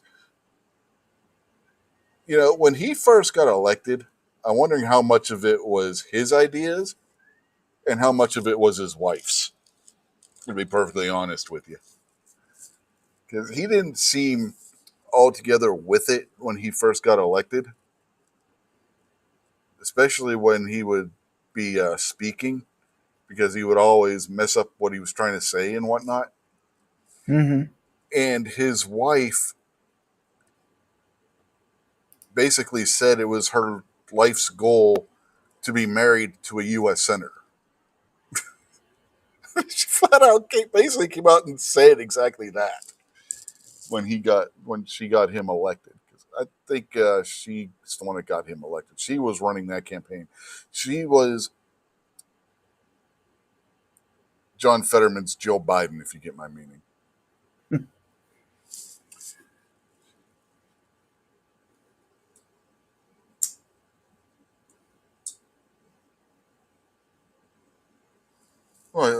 Bernie says he think the stroke will come up. I think his healing from the stroke is waking him up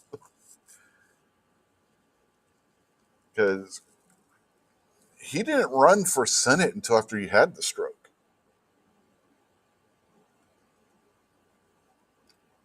or he had it on the campaign trail. I forget which, but a lot of his ideas or things that he was saying, I don't think were actually his ideas at the time.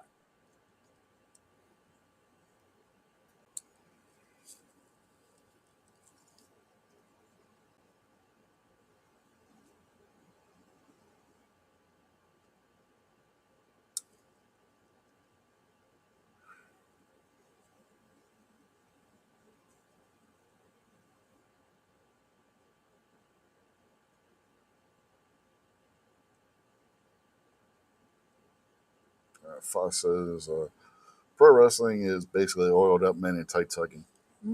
Not so much. Very, very little the old style grappling anymore, and not a whole lot of them are using baby oil anymore like they used to either to show off their muscles and stuff. That was the whole point of the baby oil. They would They shine could on be the. using Aegis gun care. See, there's not a whole lot of them that have the shiny, glistening bodies like they used to in the old days. Like Billy Graham and Hulk Hogan and them back in the old days, how you could tell when they were putting on the baby oil because they were so shiny that the light would the lights would hit them and you would get blinded from the glare.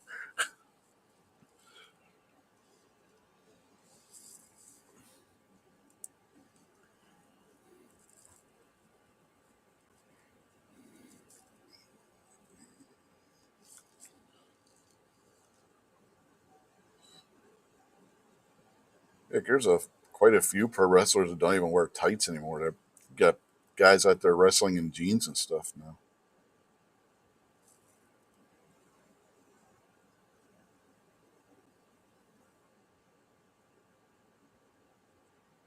It's better than going out there naked.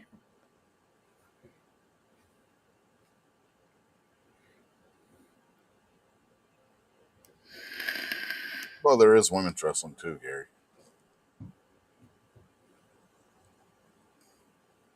Yeah, but they don't wrestle naked either.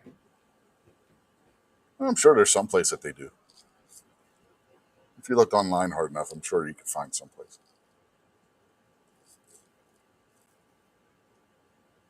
Yeah, there's a fetish for everything basically out there on the internet. So That's probably true.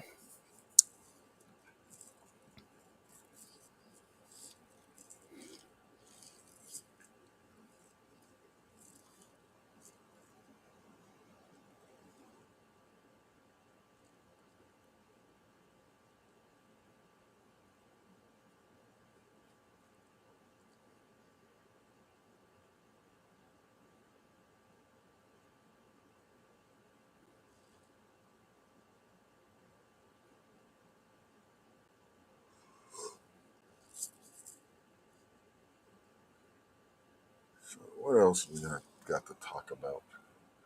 I don't.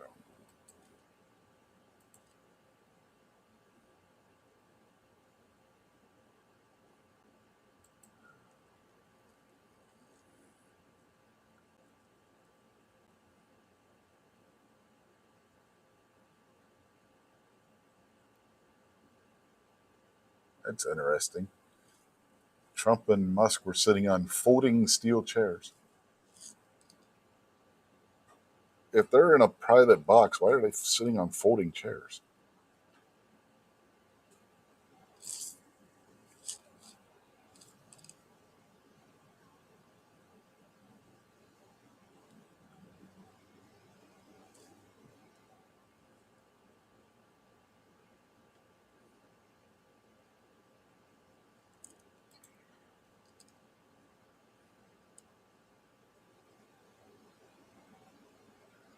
Hmm. Here's an interesting question somebody posted. Something you would find in a 60s home that you won't find in a home today. What do you think, Gary?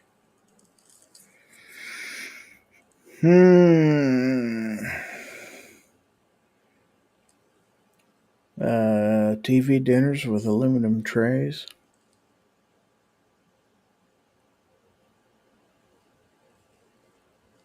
Yeah. TV trays. Nobody has TV trays anymore.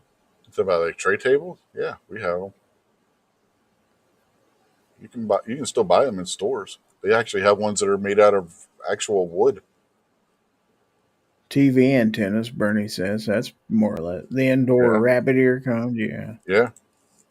Yeah. Rabbit ears. See that?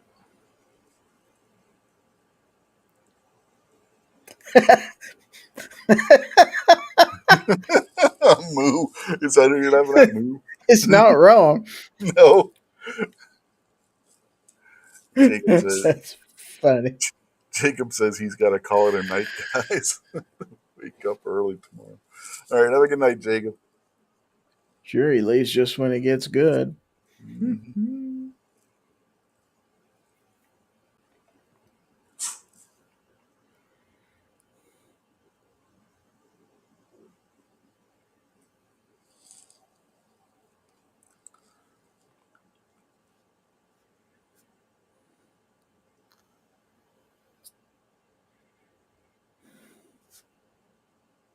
Were they still using Ring Air washing machines in the 60s? Grandma had one. She sure did. She used that clear up until the 80s. She died in, I think, 81. She still had it.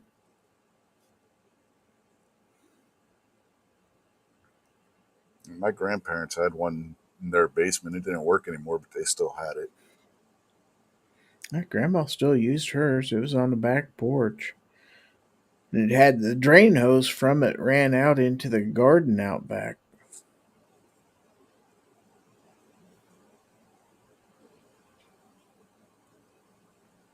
But yes, she hung all her laundry up to dry.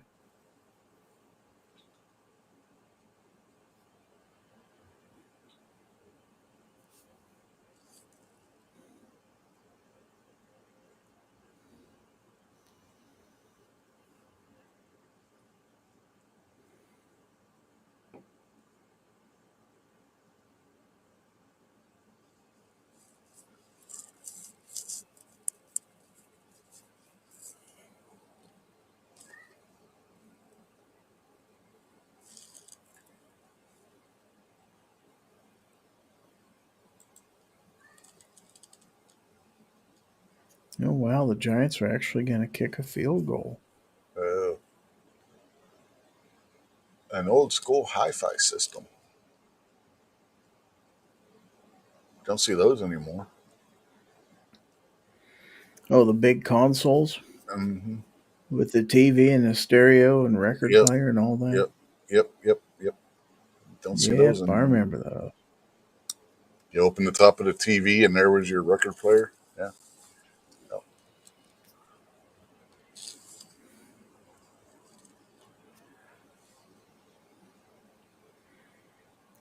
That and a can opener. Every house had a can opener. The kind with the pointy end on it where you could open like juice cans and stuff like that. We have one. You can't hardly buy canned juice anymore, can you? No, but we have one of Comes in. those. I don't know where the hell we got it, but we have one. In the 60s, you had to have those to open up your beer cans. Yeah, oil cans. Well, yeah, the oil spigot thing. I remember Yeah, those. yeah. In the 80s, we still had a canned juice back then. Juicy Juice and High C and all that. That came in cans. They didn't have the plastic bottles yet. That was all canned.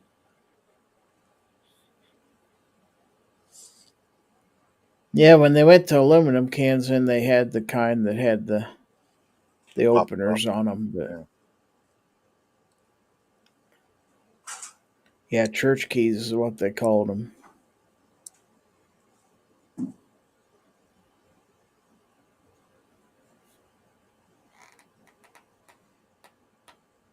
You had to be careful with them pull tabs on those old style cans. You cut your finger open with one of those damn things. They were sharp. Well, yeah, different kinds. For a while, the whole thing came off, and yeah, they would Hmm. cut you. And then they had the kind that were kind of like a push button that were a bitch to get open.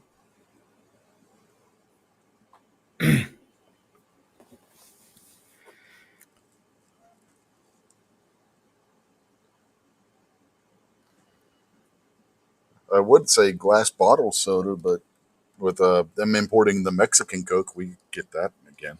So not very many, but Coke still comes in a glass bottle.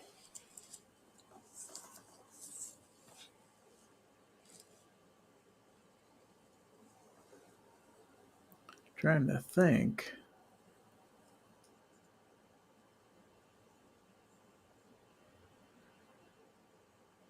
Of course, back in the 60s, liquid uh, washing detergent was unheard of. It was all powder Hmm. back then. Now there's very few that are powder. It's all liquid for the most part. Unless you get like a Tide Pod, I think those have powder and liquid both in them.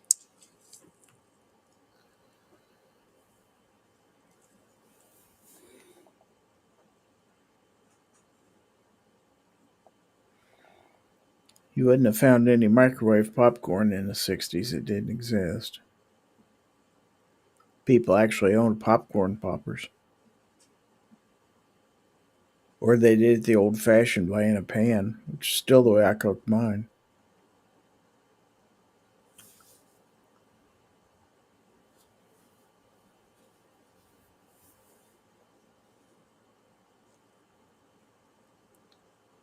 Yeah, IBC still comes in glass bottle. I'm talking about like the major brands like Coke, Pepsi, RC, and all that. The only one that those that still comes in the glass bottles, Coke. How about I Tab? Remember Tab?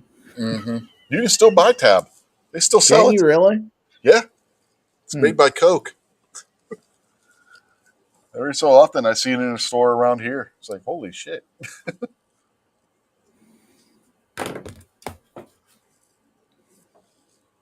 That shit was nasty too. Ugh. Yeah, it's pretty awful.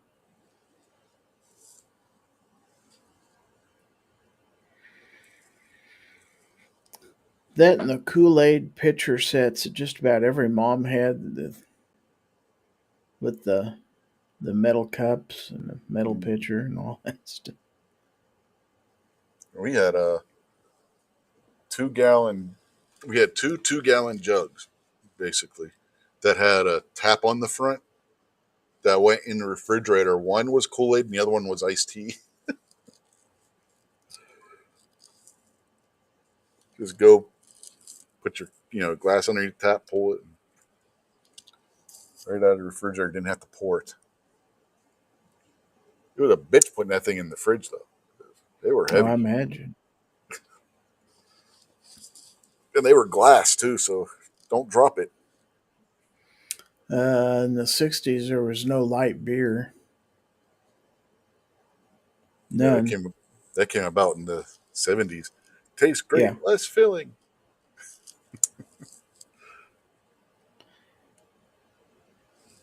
You either drank Coors or Budweiser or whatever. There was no Coors Light or Bud Light or any of Mm-hmm. that stuff.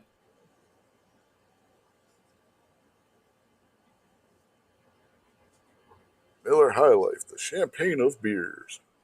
Champagne of bottled beers. Yeah. Mm-hmm.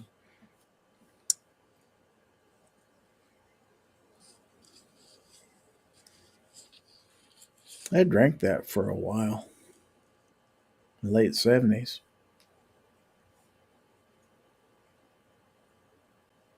I prefer the Miller Genuine Draft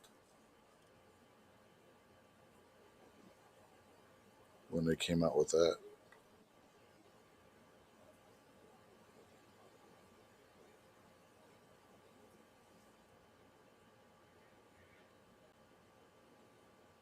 Then in the late 90s, you had all those microbrews and the fake microbrews that weren't really microbrews, but they told you that they were. Like Miller Red and Red Dog, which are the same damn thing. The exact same thing. They came out of the same vats.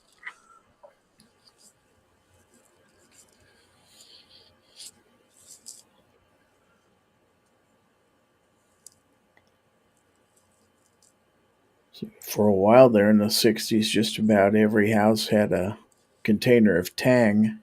You don't even see Tang anymore, do you? Oh, yeah, you can buy it. Walmart has it. It's Our a Walmart does big anyway. deal back then. Drink what the Yeah. astronauts drink, you hmm know. It was still a big thing when I was a kid in the 70s. 70s and early 80s and whatnot. It was still big then. It started to die out, though, towards the end of the 80s, but you can still buy it. Still tastes the same, too. So, hula hoops. Well, they kind of came away and came back. Yeah, they go away and come back every so often. Chiefs just scored again, by the way. Boomstick's out there in the YouTube chat, going by Kojam Man this time. Foss Name says of the he has. week. Foss says he has Tang in Oh, the pantry. shit. That's going to get I overturned. think I think we have a container of it in the kitchen. We did anyway. I don't know if we still have any or not. That's going to get overturned. It's not a catch. Crap.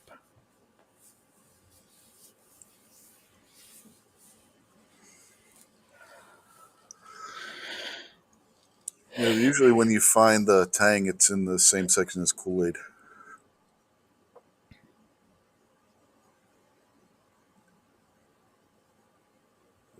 We got that either at Walmart or our local supermarket. I forget which one. One of them had it. Yeah, but you're right. Growing up in the 60s, yeah, we had. Mom always had a pitcher of iced tea, and then we always had a pitcher of Kool Aid, too. So. hmm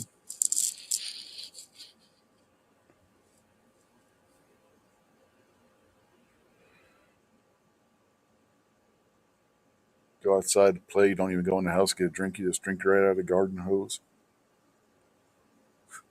I said that to my kids, and they're like, "I ain't drinking out of that." I was like, "Why not? There's bacteria and stuff in there." It's like I grew up drinking out of a garden hose. You wuss.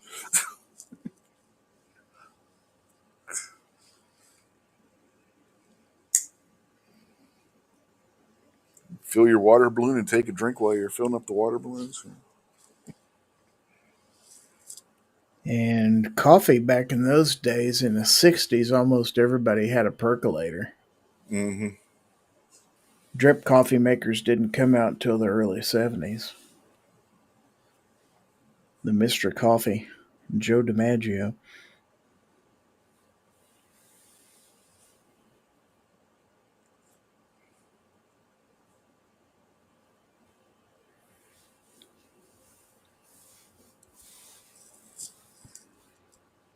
My mother had a little stove top percolator coffee pot, or just like the big, uh, huge percolators like you would see in restaurants and stuff. And you didn't very often see liquid vegetable oil either. People would use Crisco. Yep, Crisco. Crisco in the cans. Yep. Vegetable shortening. Yeah. hmm And you had to open it up with a can opener. Yep. And scoop it out and plop it in your pan and it'd melt. Yep. Kind of like butter. hmm You know, it didn't have one of those pull off tops. Nope, you had to use a can opener to open that stuff. Now It's they kind of got it like in a plastic coffee. tubs. Kind of like a coffee can. It had a hmm plastic lid that you could reseal it with. Yep. Yep. Foss says lime Kool-Aid was his favorite. Black cherry. I always liked the black cherry. What was your favorite Kool-Aid, Gary? Oh, probably something red like cherry or strawberry, something like that. Moose says number one rule for drinking from the garden hose: let it run for a sec to get rid of the spiders, and let the temp fall before boiling, below Yep, boiling. Yep, yep. yep. Let all the water run out of the hose so you're getting Mm-hmm. fresh water. Yep. But yeah, there'd be a like two or three kids playing out in the backyard. We'd turn the hose on and let it run for a few seconds, and one would drink, then the Mm-hmm. other would drink. That's how we got our drinks. We didn't go in the house. We had a 50-foot hose, and our hookup for the hose was on the side of the house. Kids in the neighborhood decided we're going to have a water gun battle. So they start chasing me up. I didn't have a water gun yet because I hadn't been in the house. I was just coming back from somewhere. They start chasing me with their squirt guns. I run up on the side of the house and grab the water hose with the spray nozzle, and I just doused all of them. They're like, "That's cheating." I'm like, "No, that's called being smart. I win. You."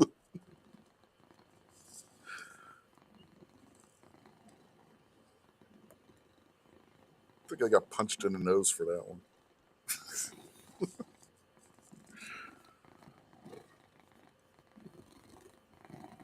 Do that today, and somebody's calling somebody's mother and somebody or the cops or some nonsense. Oh yeah. In our day, if you come home, you probably gonna come home with a skinned up something, Mm-hmm. either a bloody nose or skinned up knee or something like that. That's just standard, especially if we were playing touch football, because touch football was never really touch football.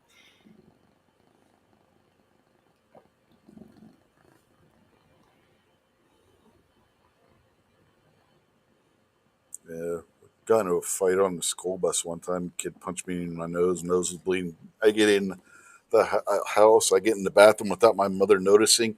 My fucking stepsister goes and tells my mother what happened. It's like, you stupid little bitch.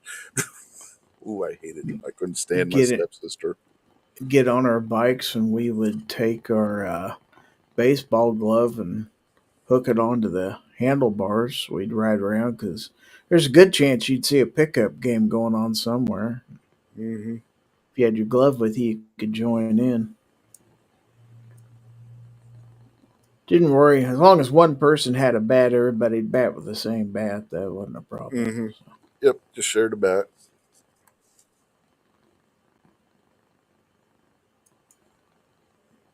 Heck, play stickball. You find a big enough stick in the woods, or somebody threw their busted broom out or something. Take the broomstick off and play stickball. we Now they, used to play touch football out in the street out in front of the house. oh yeah, that's what we did. And it was a gravel road when I was a young kid. It wasn't paved until I was like 12 or so. So, yeah, it was a gravel road. Occasionally, you'd hear somebody yell car, and we'd all have to get off to the Mm-hmm. side of the road and let the car pass. But When there we wasn't a were whole lot of traffic on our roads. So. yeah, when we were going to the Christian school when I was in third to sixth grade, we used to play football a lot in the gravel parking lot. You know, on recess, somebody'd bring a football and we'd play football. And we had a this was in at the church. We had 100-yard freaking field, basically, that the parking lot was that we were playing football in. So. And say, chances are, at least in my neighborhood, somebody had a football. Hmm. Then the church bought the house next door and tore the fence down between them. So then we had a big field we could play baseball and football in. Didn't have to play in the gravel parking lot anymore.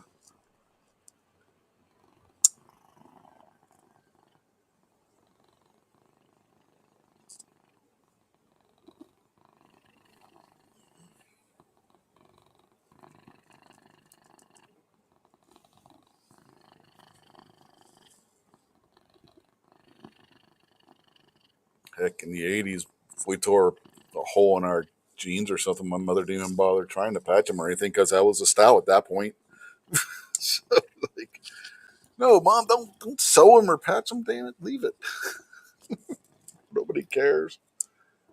Everybody's walk around with jeans on, your whole knee would be hanging out the pants leg. That was the 80s, man. That was the 80s. In the summertime, we didn't buy shorts. We just cut the legs off of our worn out jeans. Mm-hmm. That was our shorts. Yeah, old cutoffs. Cutoffs, yep. The more ravelly they were, the better. Mm-hmm. No, and we never bought shorts for the summer.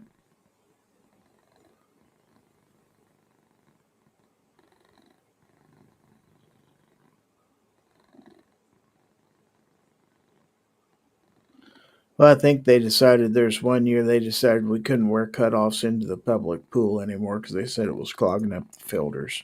So everybody had to buy swimsuits. That Yeah, sucked. you had to have swimsuits for the water slides when I was a kid because you couldn't have anything that had rivets or anything to ride on the water slides.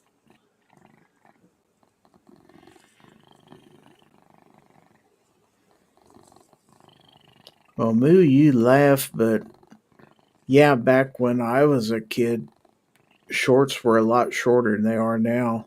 Nowadays, shorts have legs that go all the way down to the knees. Mm-hmm. That wasn't the case in the early to mid '70s at all. Shorts were pretty It wasn't short. like that in the late 70s. What are you talking? We had gym uniforms when I first started elementary school in the late 70s, and we had the short shorts. Yeah.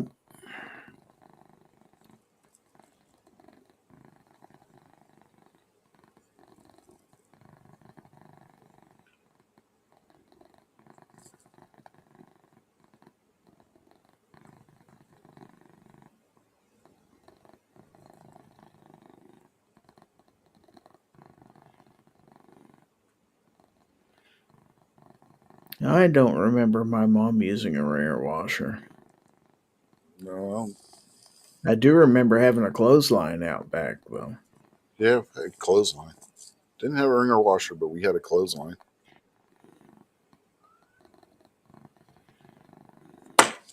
Oops.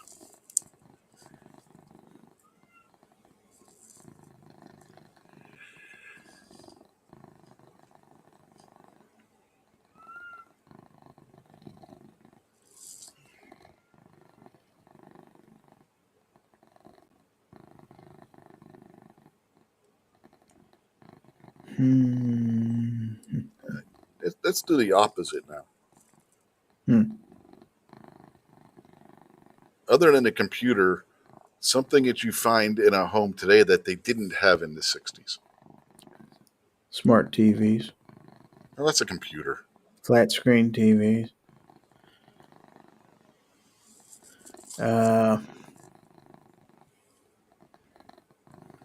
well, Keurigs. Mm-hmm.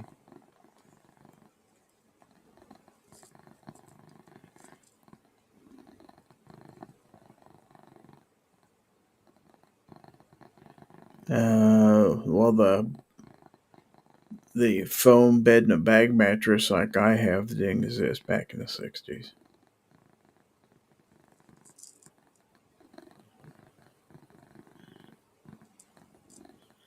Moose says, looks like the Chiefs are going to win this game. I don't know.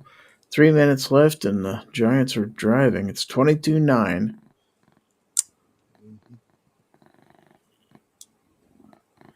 The Giants could get a quick score and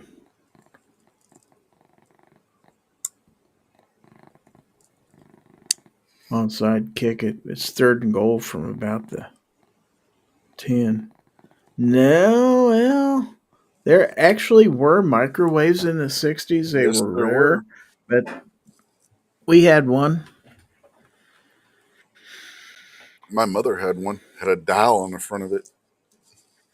A single We dial. had we had an Amana radar range, big old thing.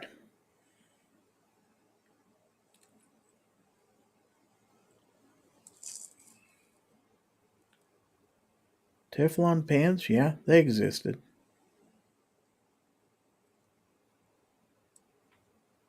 Weren't as common as they are today.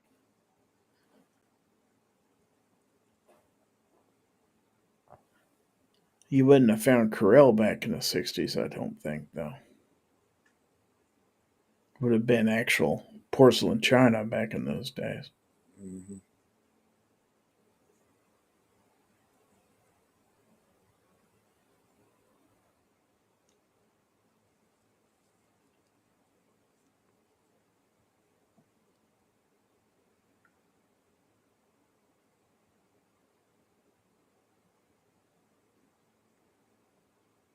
Some things haven't changed a whole lot. A can of No. Campbell's soup looks just about like it did back in the 60s, Hmm. except it costs 10 times as much. Yeah.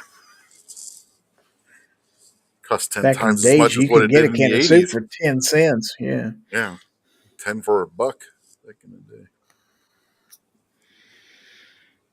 Rich family. My dad was a mechanic. I don't think we was real rich. Mom worked too. Nope, never had any fists to wear.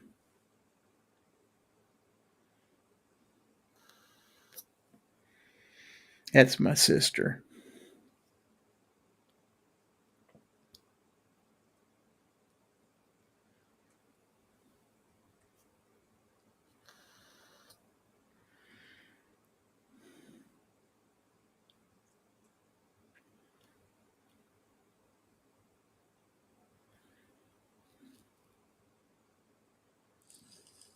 The first microwave we had when I was a kid, it was my mother got it secondhand, and it was like from '68 or '69. I don't. It had a sticker on the back. Remember, that's something you don't see on products anymore. Is a sticker that says what year the product was made in. Back in the day, you had Mm-hmm. on products. Now, there was no expiration dates on anything back in the 60s, that's for sure.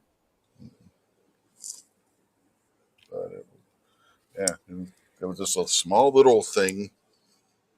You could maybe put a bowl of something or a small plate of something in it, and it had a single dial on the front. Yeah, I remember green stamps.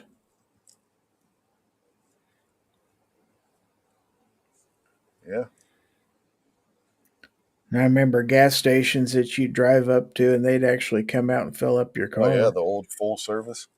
Fill it up, Mm-hmm. check your oil and washer fluid at the same time. Check your oil and your tires. And Hmm. Yeah, they still had those when I was a kid.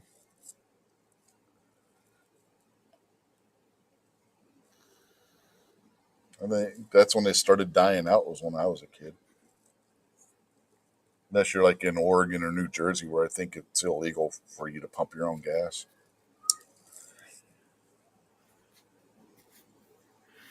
I think by the time I was in high school, like 75 or so, they started having a few self service stations around.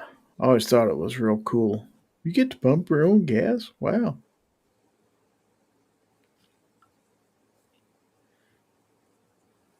Wasn't no pay at the pump or anything. You still had to go inside and Hmm. pay.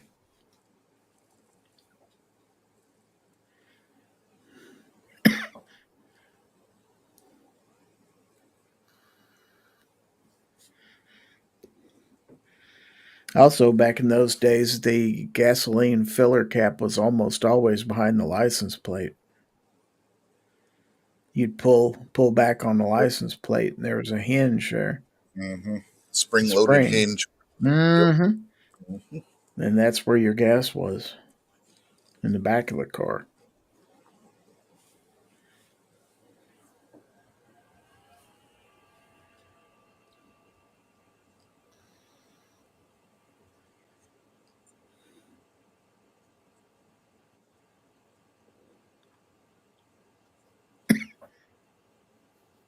It was a lot easier to work on cars back then too.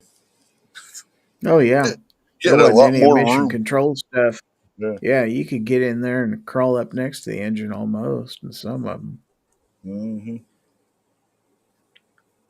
Get a big car with a straight six in it, you could crawl in the engine bay with the Of course, engine. in the 60s, it was kind of hit or miss as to whether there'd be air conditioning in a car, and most pickups Hmm. didn't have air conditioning. Well, pickup back then was a toll. If you had a pickup truck, it's because you had a farm or were some kind of contractor or something. General public didn't just go out and buy a pickup truck to have a pickup truck.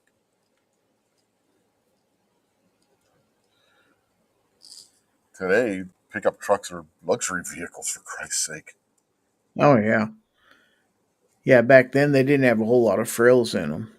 Mm-mm. In fact, I remember my uncle used to, when he would wash his pickup truck out on the farm, just the water hose and stuff out back. And if it was dirty inside, he just open up both doors and just hose out the floorboards. Hmm. Hell, He said it'll dry out here in a my uncle's truck had a damn drain for doing that in the passenger's compartment on both sides, the driver and passenger side, usually underneath usually the always a windows. bench seat go all the way across Yep. too. No bucket seats. Cars didn't have them either. Yeah, my uncle had a Ford effort, and Usually in yeah, those old 60s cars, if the driver had to scoot the seat up, so did the passenger, because the whole seat was just one long seat.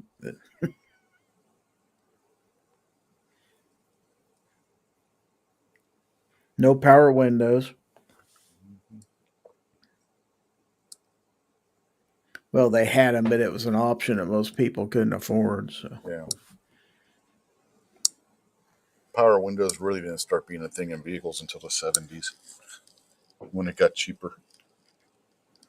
Then you start seeing them more in vehicles, even that though, and like cruise you said, cruise they had them in control. the Yeah, 60s. Yeah, yeah, yeah. A cruise lot of the control. 60 cars still had standard transmissions in them, and some of them were on a Hmm. column. Yep. Well, especially Chevy. Chevy was known to have the manual on the column.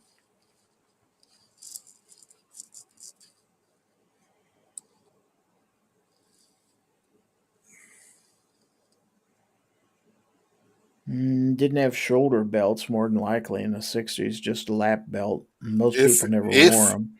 if you had a lap belt, Mm-hmm.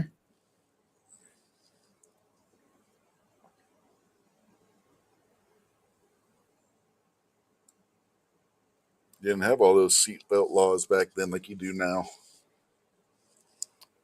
Ashtray up front in the middle, big Hmm. ashtray up front in the middle with a cigarette lighter, and Yep. then in the back you'd have ashtrays in the doors generally. Or in the back of the seat if you had one of those fancier cars.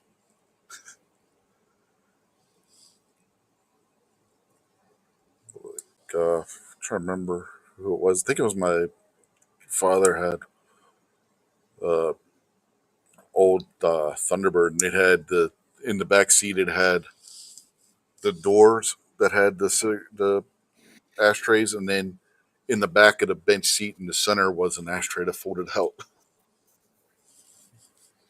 So if you had three people riding in the back, they each had their own ashtray. Going to somebody's house, they'd have a coffee table with a big ass ashtray right in the middle of it. Mm-hmm. You go to McDonald's and they had those. Remember the little tin ashtrays at McDonald's? Oh yeah. And Pizza Hut had the glass ashtrays that Mm-hmm. everybody'd steal.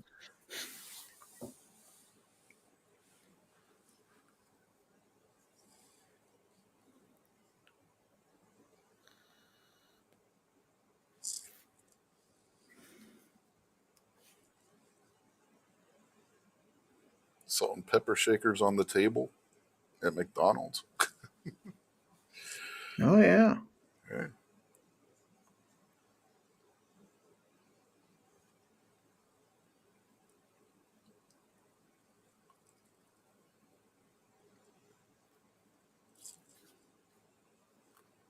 And Boomstick says, "Bring back bench bring bench seats back. He said he hates center consoles. See, I prefer bucket seats because my wife is real short.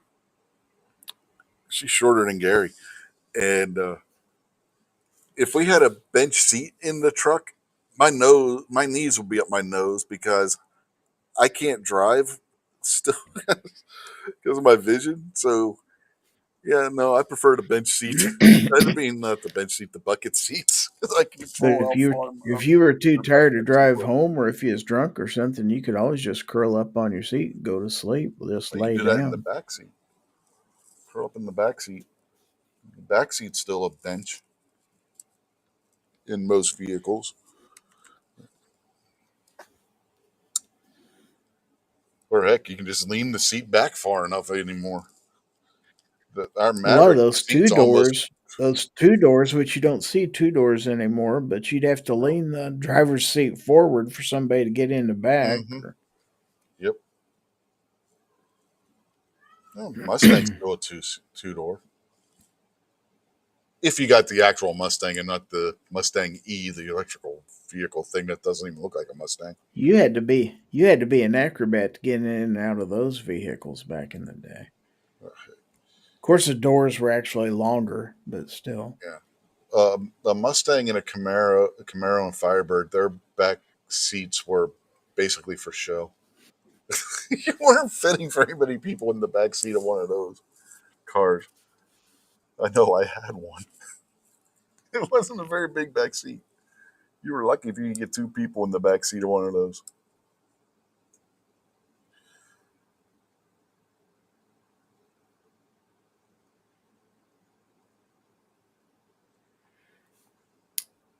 Well, we're down to 130 left in this game. It's still 22-9, so Chiefs are running time off the clock, so I think it's over. Uh, Chiefs are going to get their first win. The Giants are 0-3. Boomstick says, acting up as a kid and dad chasing him around the car with a cigarette lighter. Might have just been his family. Yeah, it may have just been your family. Yeah, Moose says Chiefs are in victory formation. Yep. And he also said his bench seat in his 79 F 150 is still in therapy. Wouldn't that have been an F 100 in 79? Oh, Or the. also in the 60s, if you wanted to change your headlights from dim to brights, you had a button on the floor that you Yep, had to hit to do that. yep.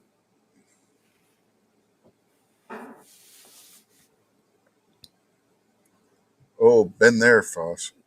He said there's no pain like having your hand caught in the car door from the 60s or 70s. Yep, everybody our age has Yeah. had that happen at least once. It hurt like a son of a back, too. Mm-hmm. Well, heck, my son got his hand caught in a 2014 Ford Focus, and that bled like a son of a bitch. So I don't think it felt too good with a new car either. Amy slammed his hand in the door, not realizing his hand was there. You didn't have inside hood releases in the 60s either. Yeah, you did. No, you didn't. Yeah, you did. My stepdad's Novas all had them. My Camaro had it. In the 60s? Yep, it was right underneath the parking brake release area on the Nova with the automatic. You Interesting. popped the hood, then you walk around the front, and then you hit the latch and opened it. Hmm. I never had anything like that. Yeah, he had a '68 Nova that had it, a '67 Nova, and my '69 Camaro had it. That when you changed out headlights, you actually changed out sealed beams. So there was just Hmm. a little retainer up front. You'd take out three or four screws and Yep. just pop out the sealed beam, unplug it, and replace it with a whole sealed beam. Much easier than it is now.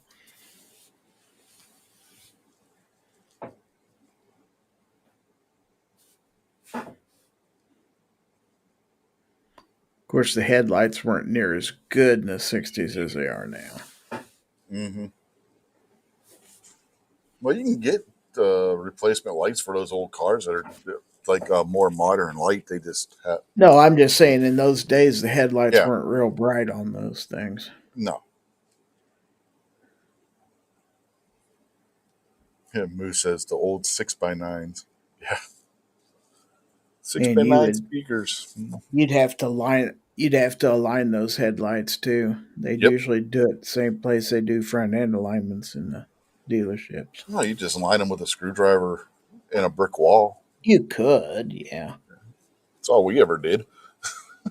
There's just a vertical and a horizontal adjustment Yeah, screw on each side. that were spring load. They had a spring on them. Mm-hmm.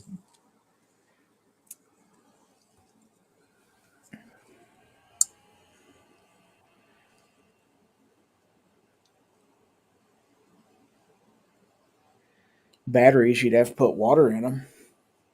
Mm-hmm.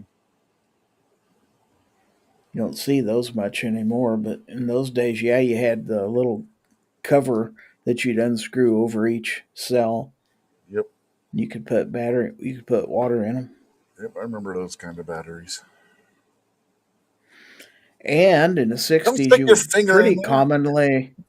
you would pretty commonly keep a set of snow tires, and you'd put on snow tires in the wintertime Mm-hmm.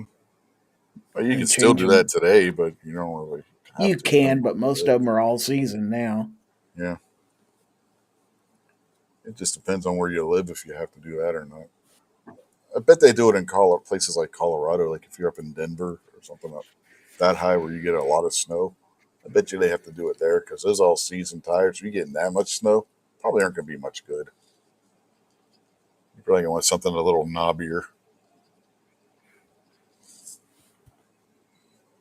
The 60s cars mostly had AM radios in them, so Mm-hmm. if you wanted an FM radio, you had to buy the little. In the 70s, you could buy this little add on thing that hang under your dash. It would convert it to FM.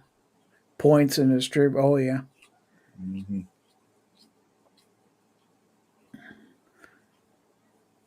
Oh, Actual yeah. And spark carburetors. plugs you could actually get to. Yeah. Yeah. Actual carburetors. When's the last time you saw a car made that had a carburetor? It's been a while. Mm-hmm.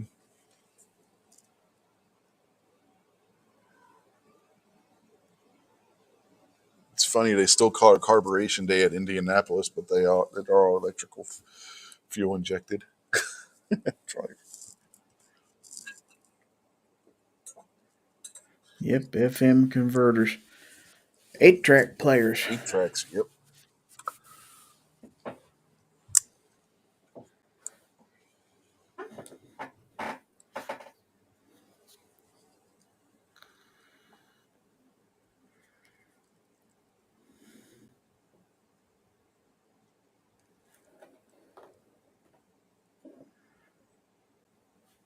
8-track to cassette. You couldn't buy in my day anyway. You couldn't buy much on cassette.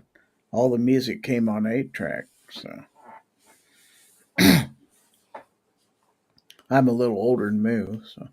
Oh yeah, set the radio station by Uh-huh. pulling the button out and pushing it back. Yeah. I forgot about Yeah, that. you That's had the right. buttons on the front of the presets. Yup. Mm-hmm. You had 5 of them usually. Yeah. 6 if you were lucky.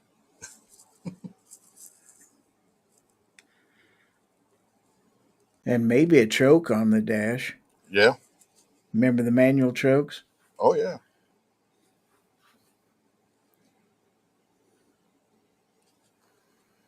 Trying to remember one of the Novas my stepfather had one. People wouldn't know what to do with a choke control. Mm-mm. They want to know what to do with a manual transmission. Ain't very many cars that are still made with a manual transmission. And the ones that are usually are expensive. I was 20 years old before I ever owned my first automatic. Yeah, that was already talked about. Move, you're late. They brought up the floor button for high beams.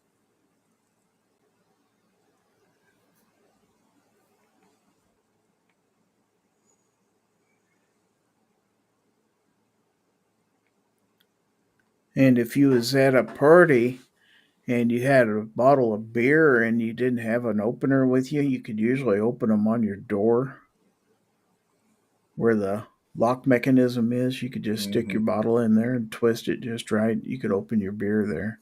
We figured that out.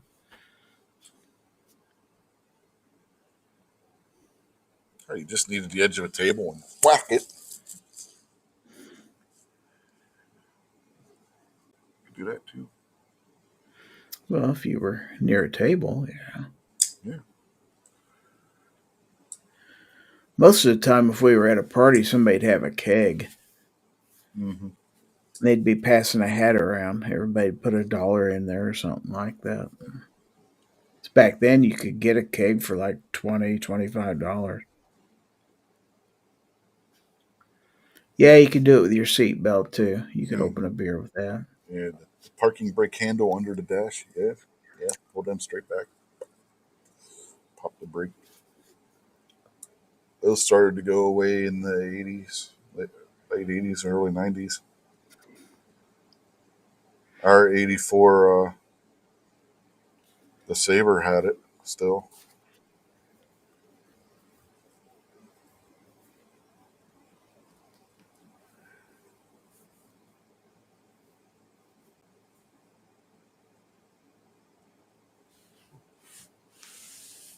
Foss says if you were a man, you use your teeth. I guess I wasn't a man because I sure as hell wasn't going to use my teeth to open a beer bottle. Not on a non-twist off. Mm-mm. Well, back in the day, there weren't any twist I offs. know.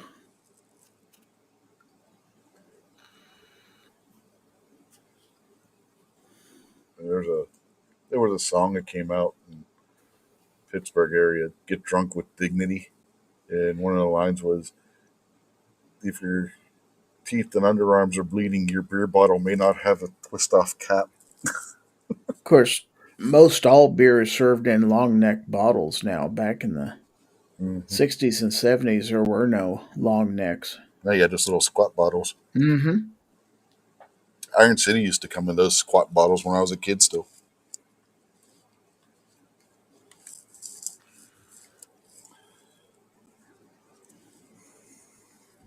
Hell, Everybody swore the beer was better in the long necks. It's like it's the same damn beer. There ain't no way it tastes any different.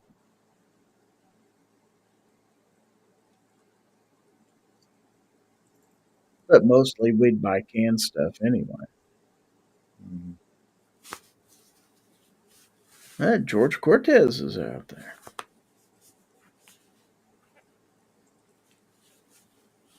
Yeah, we were talking about the old oil cans, boomstick. Cans, yeah. STP. You ever put Hmm. STP in your car? Yeah, they Yeah. still make. You can still buy it. Oh, George is out there. That goopy shit. Yeah, George, kind of day early there, man.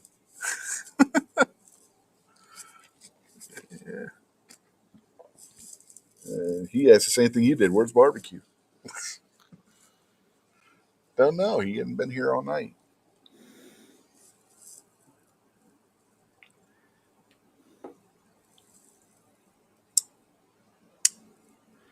Of course, in the 60s, there weren't any radial tires either.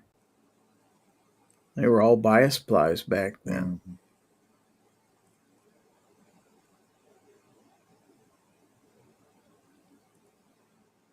Tires didn't last as long back then either. No, I know you were, George. I was joking too. You're a bit early, man. Come on now. Yeah. Yeah.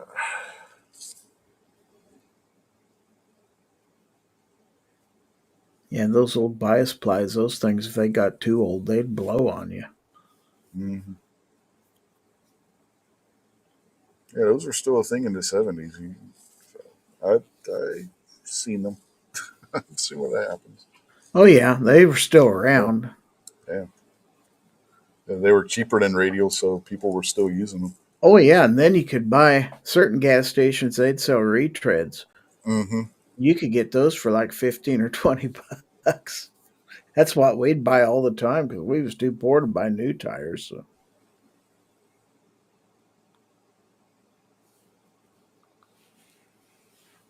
And when I was in school, when I had my Camaro, I'd just take it to the school and they'd replace the tires, and I didn't have to pay for anything since I was a student. That was a nice thing about having the auto shop at the school. If you were a student, you didn't have to pay. They just used it as your car as a teaching tool. You know what I mean? For the kids taking auto shop, auto body, and And if you engine went in the repairing. gas station and went in the men's room, you could guarantee there was a condom machine on the wall. Mm-hmm. Oh heck, there still are today. The gas station my wife worked in her hometown when we were in day, it was Amco. Then it became a local chain called Liberty. They had they still have a condom machine in the men's room to this day.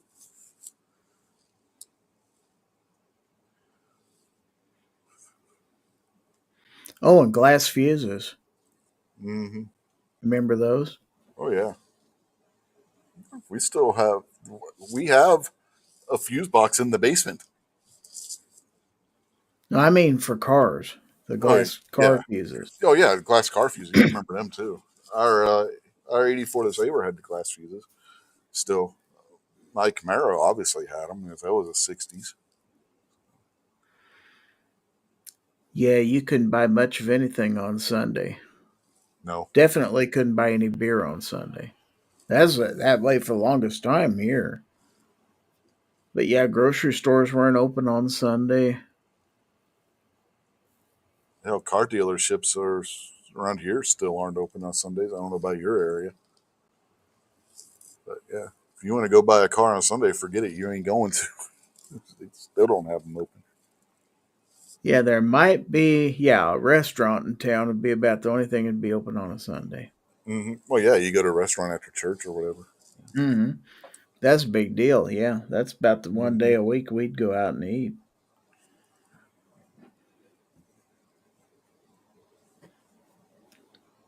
Maybe if you had a Dairy Queen, it'd be open on Sunday. Hmm.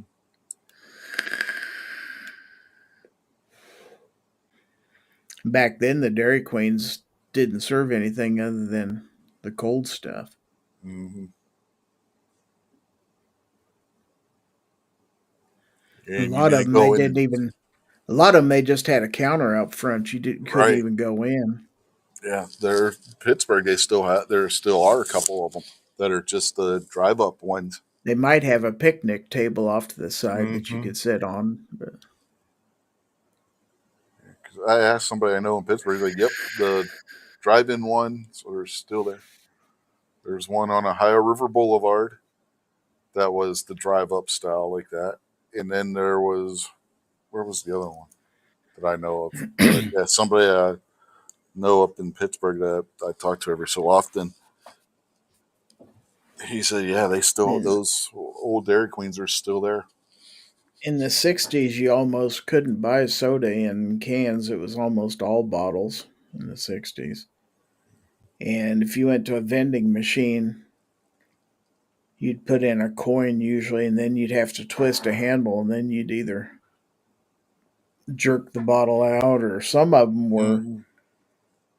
vertical, like kind of like a chest freezer, Yeah, and you'd have to thread your thing through a maze to get it out. yeah, I've seen those.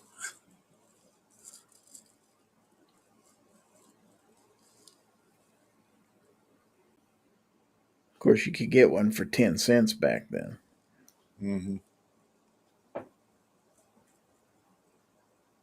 You could get double bubble for a penny. Oh, you still could when I was a kid. We'd go to the corner store, the one corner store before go when I was in sixth, seventh, and eighth grade, and we'd get a bag of candy or gum, 100 pieces of gum before going to school in the morning. Get off And the school bus. I would go to the bowling alley with my folks, and they would give me a quarter. And with that quarter, I could get a small Coke and a bag of peanuts. teachers used to get mad at us when I was in 7th grade because she'd see us chewing gum. Like, did you bring enough for everybody? We pull out the little paper bag. Yeah, she'd get so mad.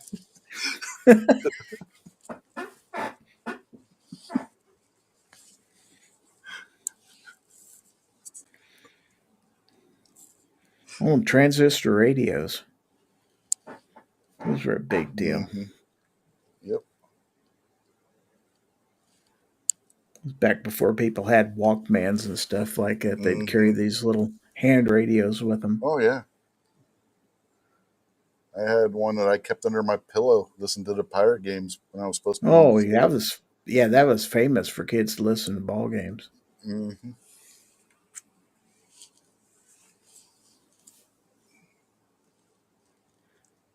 Yeah, like Vulcan Rumble says, baseball cards still had gum. Yeah, and the gum was always stale.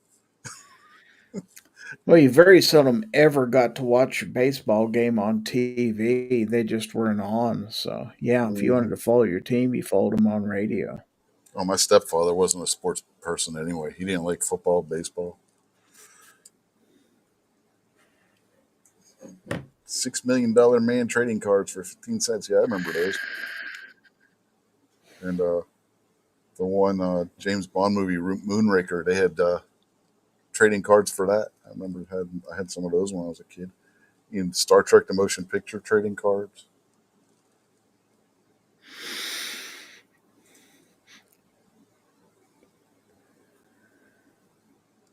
Fox said he had a transistor radio that looked like a 7-Up can.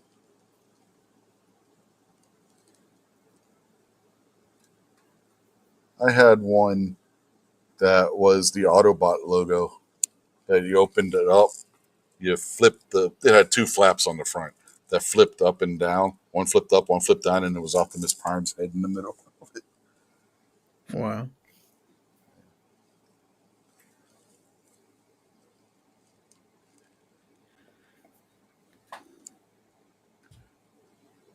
George says he remembers TV only had 4 channels, and 2 of them were in Spanish.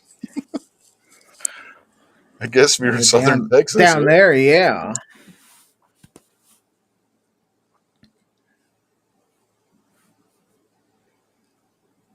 No, we have cable either. Not till I was about 10 years old, 10 or 11. Yeah, cable didn't start being a big thing in Pittsburgh area until the 70s. Mid to late 70s. Everybody had an antenna outside their house and the big pole. And just because we were 60 miles from the nearest TV station, so you had to have a pretty high antenna pole. Cable, even when I was a kid, cable wasn't the cheapest thing in the world. Most people in our neighborhood still had antenna TV. And I'm talking in the mid 80s because cable was still not cheap.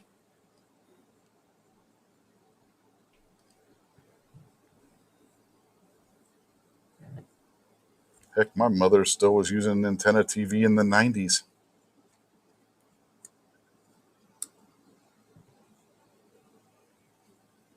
George said he lives near Mexico, so they get Mexican channels too. There weren't no VCRs in the 60s. So everybody couldn't wait until fall. That's when the new TV season started because all summer long you'd watch reruns. Everything was reruns. Well, technically there were VCRs, but you weren't buying one because unless you had a whole lot of money because they were used by the TV stations and stuff. And that wasn't until the late 60s anyway. That's when the first ones started showing up. But again, they were for business use. They weren't a consumer thing. So wasn't until you got to mid to late 70s where they started becoming a consumer product, and even then they were expensive. Yeah, TV stations back in the 60s usually went off the air at midnight. Mm-hmm. Played the national anthem. For the longest time, yeah, before we got cable, all the Topeka stations, they all went off the air at midnight or 1 o'clock, and you just wasn't watching TV after that. Yeah. It wasn't on. Local channels in Pittsburgh were like that. Some of the radio stations even shut down. Yeah, the public NPR, National public radio in Pittsburgh, they would shut down when I was a kid. They would play like the classical music and stuff during the day, and then like midnight they went off the air.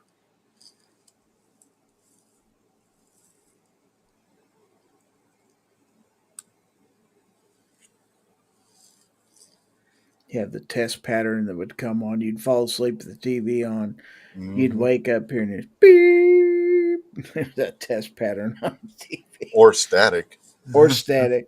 Yeah, Yeah. one or the other. Yeah, because Channel 11 in Pittsburgh, I know this for a fact because, you know, staying up beyond when I was supposed to. About 2 o'clock in the morning, they would go off the air. And for like 5 minutes, they would play the national anthem, and then the test pattern come up for 5 minutes, and then static after that. Well, there ain't no use running that damn transmitter all night long just Mm-hmm. to send in that test pattern. So. Yeah, because that's when they do maintenance is overnight while they had the transmitter shut off. Mm-hmm.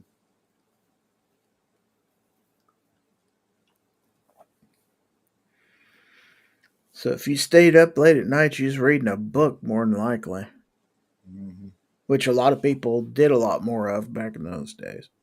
Mm-hmm. Or if you waited till about 1 or 2 o'clock in the morning, the trucks from the city would fill the newspaper stands and stuff like that, and you could go buy a newspaper around 1 or 2 o'clock in the morning for 10 cents. You could read the next day's paper. Mm-hmm. The early edition. Well, we'd stay up late enough when I was in high school that we'd catch the guys coming in and filling up the newspaper machines. That's how we knew about what time that happened. George says his dad bought their first VHS. It cost $900 and had a wire remote control. Yeah, what year was that? Because that $900 wasn't cheap at all back then. It wasn't like spending $900 today on something. That was a lot of money back then.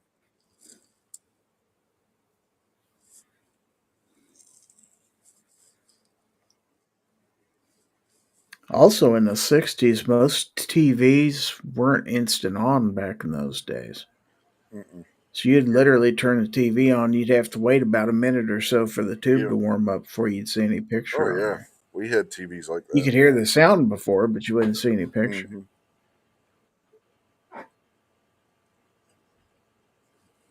We had a radio that was the same way. It had tubes in it. Mm-hmm. In fact, if you turned all the lights out, you could see those tubes glowing in the back of that radio. It was pretty cool. Oh heck, until they came out with the flat screen TVs, all TVs had a tube in it. That's why CRT, cathode ray tube. The screen was a big tube. But back before they were solid state, they had tuning tubes in there too. Oh yeah.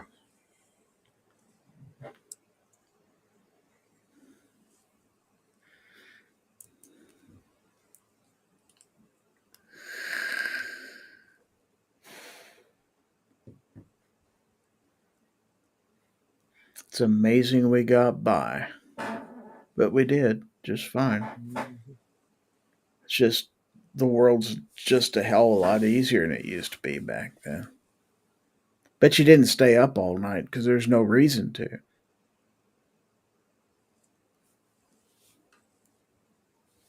And G Web says, "You're still live. I did a whole 90-minute show." Yeah. Yeah. Yeah, those old console TVs were heavy son of a bitches. Mm-hmm.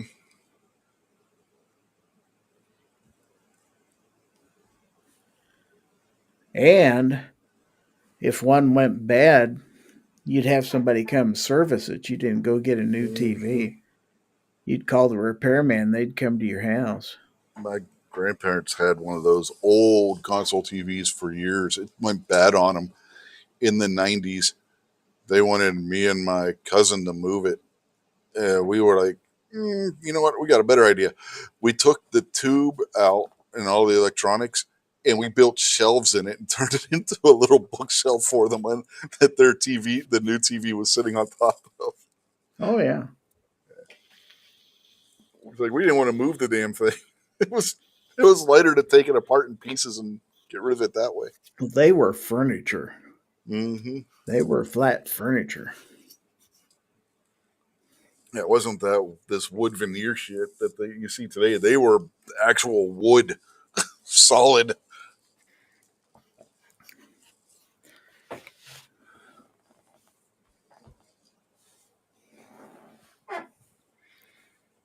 And people would buy one and have it. They'd keep them sometimes 20, 25 years. Mm-hmm. That's about how old this one my grandparents had was when it went bad. They got it in the 60s and went bad in the 90s. If you go back early enough in the 60s, refrigerators didn't defrost themselves. You had to Mm-hmm. defrost them every once in a while. Yeah, we had one in the basement when I was a kid, and we had to defrost it. Those things were built like a tank, too.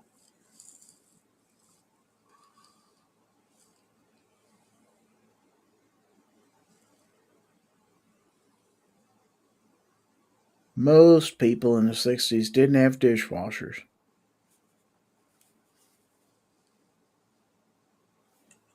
No, you had to be rich to have a dishwasher. Mm-hmm.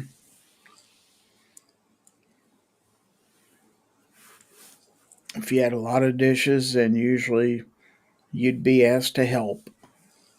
Like if it's Thanksgiving, you come in dry dishes. We got a lot of dishes. Like, yeah. And it's 70s. My mother had a portable dishwasher. And my father got it for her right before they got divorced. That thing wasn't cheap. She got to keep it. So what was cool back then too? We went into the local Sears, and they had a transparent dishwasher on display, so you could see everything was going on in the dishwasher when it was running through its cycles. Oh yeah. Yeah, kind of cool.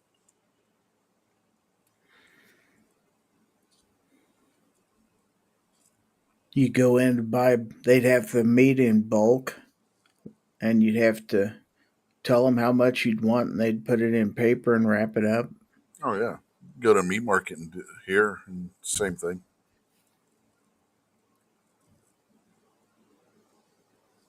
There are still places that you can go and have that.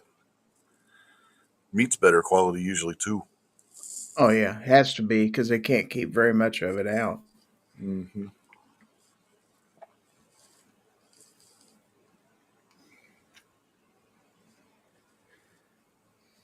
A lot of times, bologna, they just have a big old piece of bologna out there, and if you'd want a pound of it, they'd slice it. Mm-hmm. Yeah.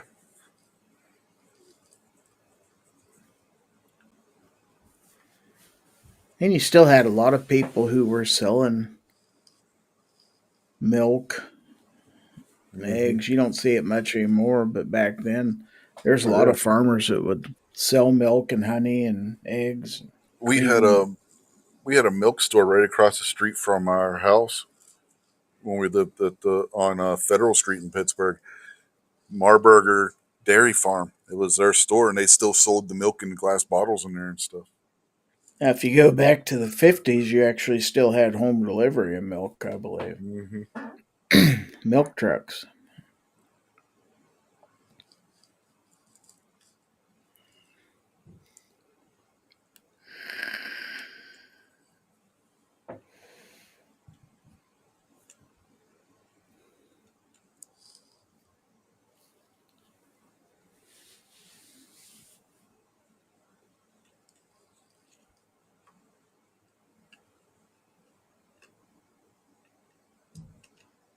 And Amazon back in our day was ordering stuff out of the Sears catalog. And you'd Mm-hmm. go to the Sears catalog store and give them your order, and Yep. in about a week, you'd go down there and pick it up. Yeah, Sears catalog, Montgomery Ward catalog, J.C. Penney catalog, or David Weiss catalog in the Pittsburgh area were the four that you would order. That you could order catalog stuff when I was. We got a lot of stuff out of Sears catalog back in the day. I remember. Mm-hmm.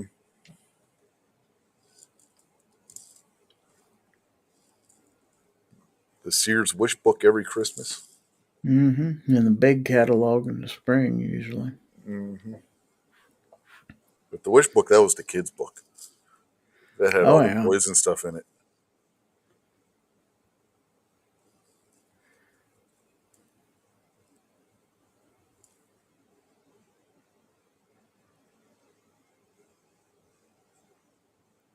There. When you got a little older, you could find out where the women's underwear was in there too. Hmm. Boomstick says, "Pop in milk tasted better in glass bottles." There's still a dairy around here that does milk in glass bottles. The meat market, butcher shop, whatever you want to call it, here sells it. It's really good. Their chocolate milk is freaking awesome, and you get a rebate if you take the glass bottle back. Refund, I guess, not a rebate, but yeah, because they'll send them back to that dairy and they'll clean them up and reuse them. Yeah, National Oh, Geographic. Yeah. TV guides. Everybody got TV guide. Hmm. TV guide, probably Reader's Digest. Just about Yep. everybody I knew took Reader's Digest. A book of crosswords or word search puzzles. Then, if you went to like a doctor's office, they had all the cool magazines like Hmm. Life and stuff like Sports that. Illustrated stuff like Sports Illustrated, yeah. that. Yeah. Remember paint Or by numbers books? Did you or have them when you were? Sporting News. You remember the old Sporting News? Yeah. Yeah. Did they have the paint by numbers books when you were a kid? Yeah. Yeah.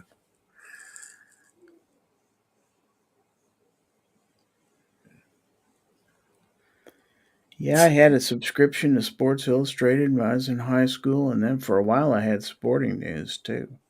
Hmm.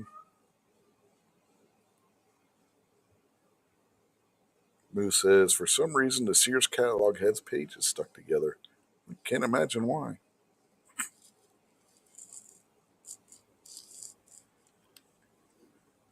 Gizzard's National Geographic probably did too. Hmm. We didn't take it. My aunt and uncle did, but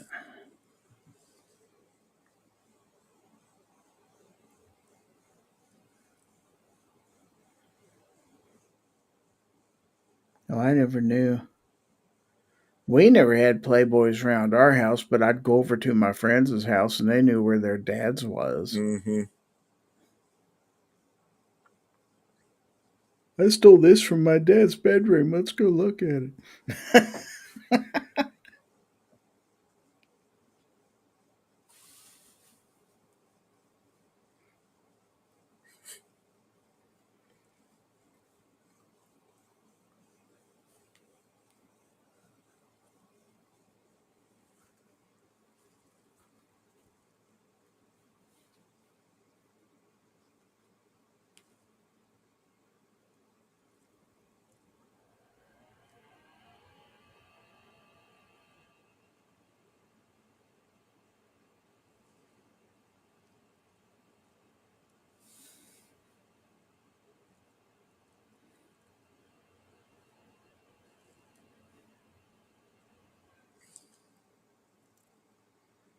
All these old people talking about old stuff.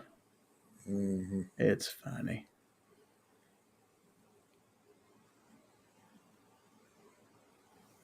And the kids nowadays say, "How'd you live without all that stuff?" It's like we didn't know we were missing anything. Right? We thought we had the latest and greatest stuff because we Hmm. did. Yeah, we thought we had the greatest, most high tech toy in the world because it turned from a car into a robot when I was a kid. Yeah, when you don't know what's coming, yeah, it's pretty cool. Hmm. As far as cars go, if we had wheels, we were happy. Yeah, Hmm. got a car that runs? Can you afford gas? You're golden, man. Yep. I got lucky with my first car. I bought an engine and got the rest of the car with it, and the school fixed it up. Or I'd have been in Or bad if shape. you didn't have one, do you have a friend that has one that come get you? That's the next Yep. best thing. Yep. Unless your friend has a Ford Pinto.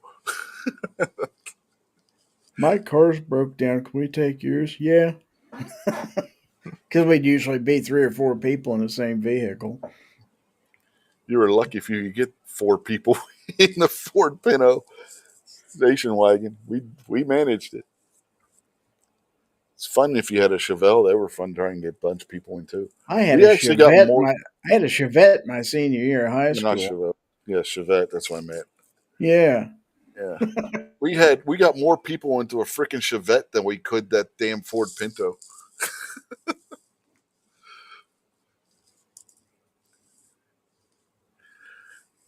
I'm not kidding.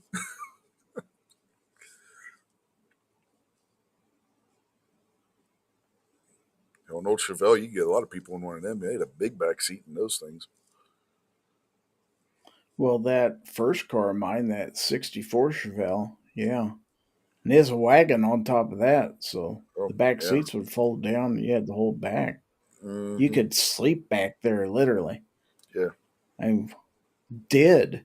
You could put sleeping bags in there and sleep 2 people in the back that easy. My friend's brother, he had 68.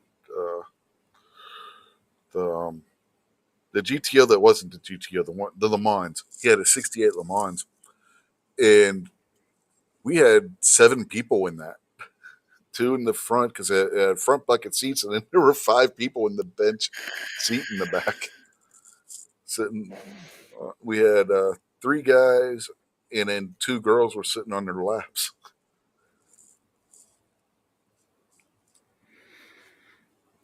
Now, Toe Jam Man's talking about black and white programming. It's not that color programming wasn't possible. The technology for it existed since the late 40s, but it was so expensive a proposition that most TV stations didn't want to pay for the equipment.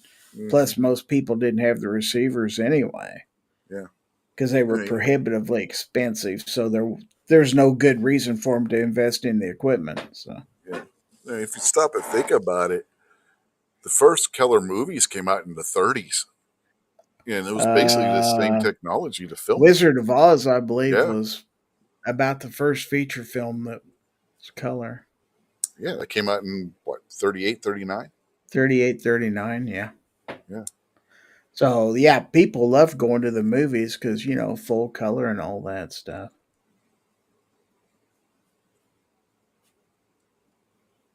Of course, most pictures back then, too, if you have a picture that was taken in the 30s or 40s, it's more than likely black and white, too. hmm, Same way with camera film.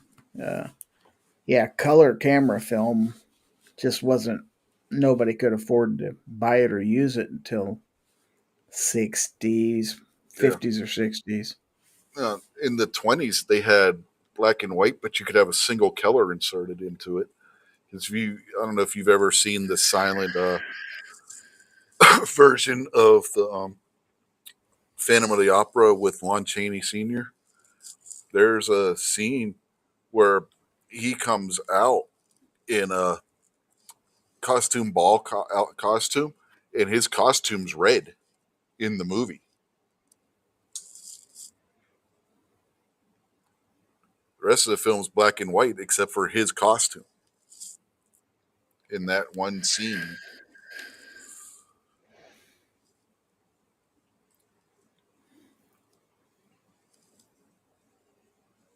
Yeah, they would paint black and white photos. Mm-hmm. My Yeah, you mom take and dad's wedding picture was colorized black and white. yeah. When I was a kid, our church had this thing where you would where they had a photographer who would take a picture. This was one of the ways they raised money for the church, and then an artist would paint a picture from a portrait from that picture, and then you'd have an actual painted portrait of your family instead of just a photograph. It was kind of cool. Oh, Polaroids. Yeah, those started out in the late 60s, mid to late Hmm. 60s. We had one. I think everybody had a Polaroid. And they weren't quite like they are now, where it would just eject the thing and you'd wait. You would have to rub this stuff on there and stuff like that. It's a real pain in the butt.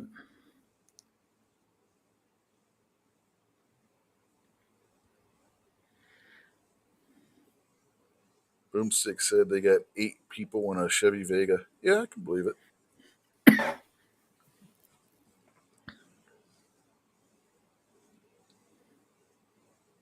I think the most people we got into that damn Ford Pinto though was 5. He was a big guy. He he was 6'5" in 7th grade, for Christ's sake. He was a big dude. He had this Ford Pinto, so the front seat was pushed back. If you were getting somebody in the back seat, thank God it had a bench back rear seat, because you were having to put your legs on the seat. You couldn't put your legs on the floor. Oh, There another was thing no that room. existed back in the 60s that don't exist now, payphones and phone Hmm. booths. Yeah, phone booths and yeah. Well, we had those still in the 70s. Still had them in the 80s.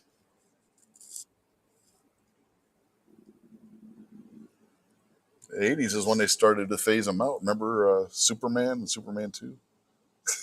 Well, in the 90s, they still had payphones, but they were Yeah. mostly outdoor payphones with the little plastic bubble around Hmm. them and stuff. Yeah. Then after about 2000, they all started disappearing because nobody Yep. used them anymore. Yeah, because everybody was getting cell phones at that point. That's back when calling cards were a big deal. Hmm. You could buy those calling cards and reload them. Yep. Calling cards were currency when you were in Oh basic yeah, training. People would trade things in basic training for a calling card. If you had a calling card, if your drill sergeant let you use the phone.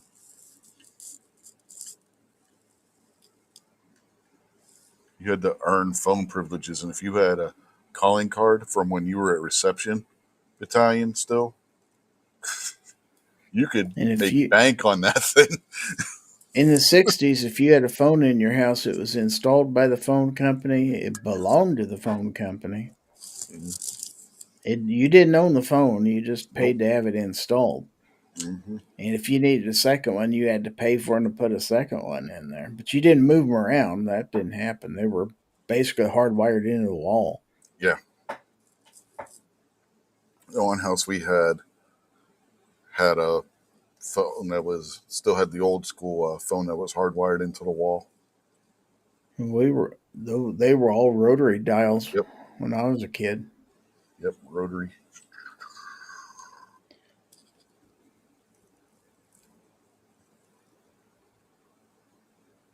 But they would ring louder than hell. Hmm. Well, hell, you had a hammer hitting an actual bell inside that thing. Yeah, it'd wake you up even, and they'd Hmm. usually be in the living room, and you'd be in the bedroom. That phone would wake you up. Yeah, it's like first place. Who the hell's calling at 3 o'clock in the morning? Can't be good if somebody's calling 3 o'clock in the morning. Nobody called at 3 o'clock in the morning unless you were a volunteer fireman or something like that. Hmm.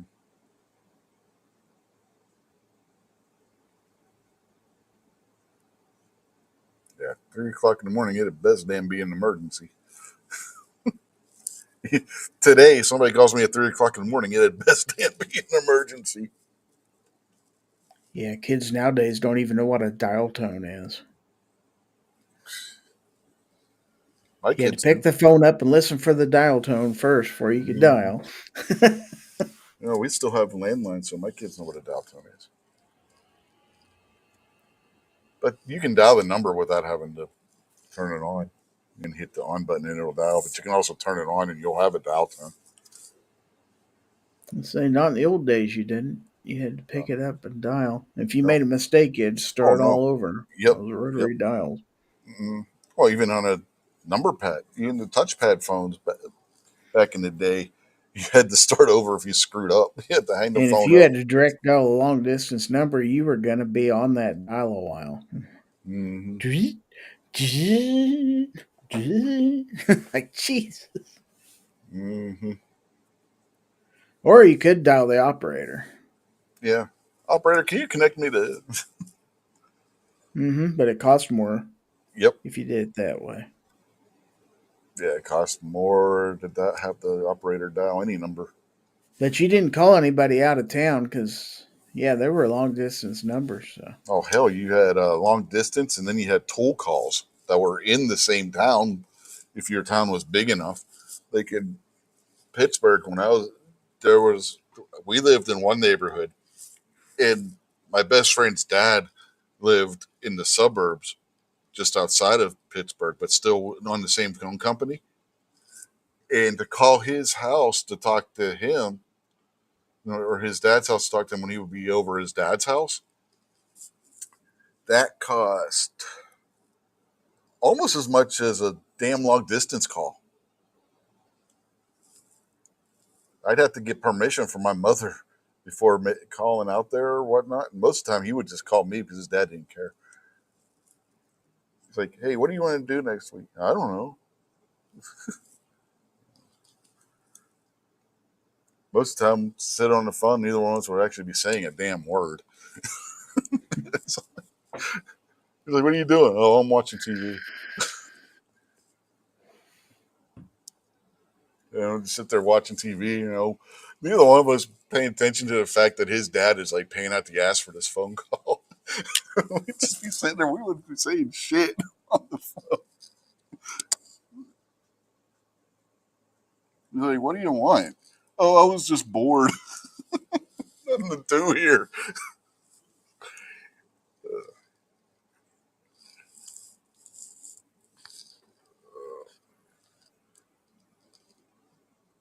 It's like, you got your bus pass? No, I forgot it at home. That was a nice thing about high school. We had bus passes. We could get on a bus and go anywhere in the city. Oh, and in the 60s, if you went somewhere to get a hamburger, you're going to wait for it to be cooked because Mm, it wasn't one of these thin ass patties you could cook in 5 minutes. They'd take hamburger and make it into a patty. And like any restaurant, you were going to be sitting there for a while waiting on yeah. your food. Yeah, we got this restaurant here in town, Fat Bottom Grill. Oh, their burgers are freaking awesome. People are spoiled now. Hmm. They got one burger. It's a cheeseburger, but instead of a bun, it uses two grilled cheese sandwiches. That thing is Man, the really burgers good. tasted better back then. I don't know. Probably fresher meat for sure.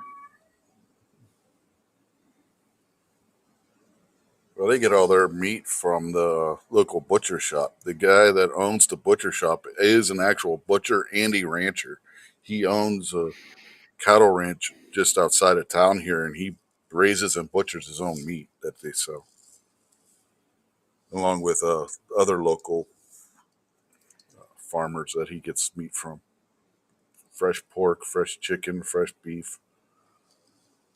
Yeah, I've got this friend of mine who has a has a food truck, and he buys his meat special from somebody around here.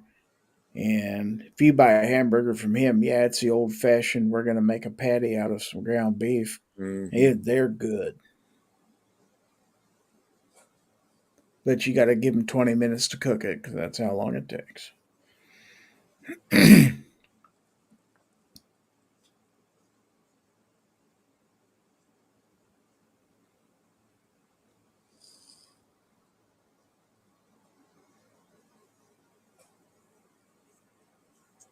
Their steak subs are really good at that place too. They use ribeye in their steak sub, fresh from fresh ribeye that they shred down. Really, really good.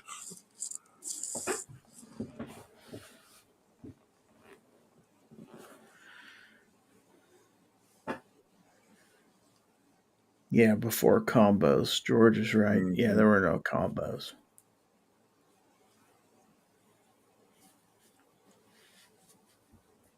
Nope. I think that started when I was middle school or high school where they started those value menus and then the combo deals.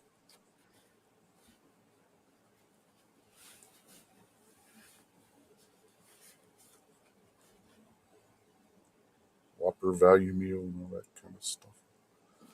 Big Mac value meal, whatever they called them back in the 80s. I think that all started in the 80s.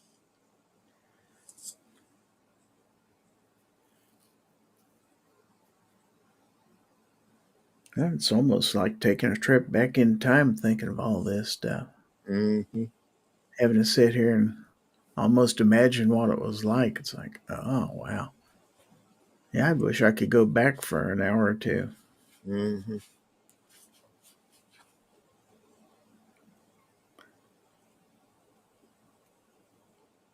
For some things. I wouldn't want to stay there. No, I mean, there's things that I went through when I was a kid that I wouldn't want to go through again. Medicine was a hell of a lot worse than it is now. Dentistry, a doctor's office. Yeah. Hmm. Multiple surgeries when I was between 11 and 13 years old. I could skip If you that. went to a grocery store, they did not have UPC codes on shit. You literally would have Price cashiers that tags. would have to read the price on everything and Hmm. manually key it into a register. Yep. I worked in the 90s. I worked at a small little convenience store in Pittsburgh called Unimart.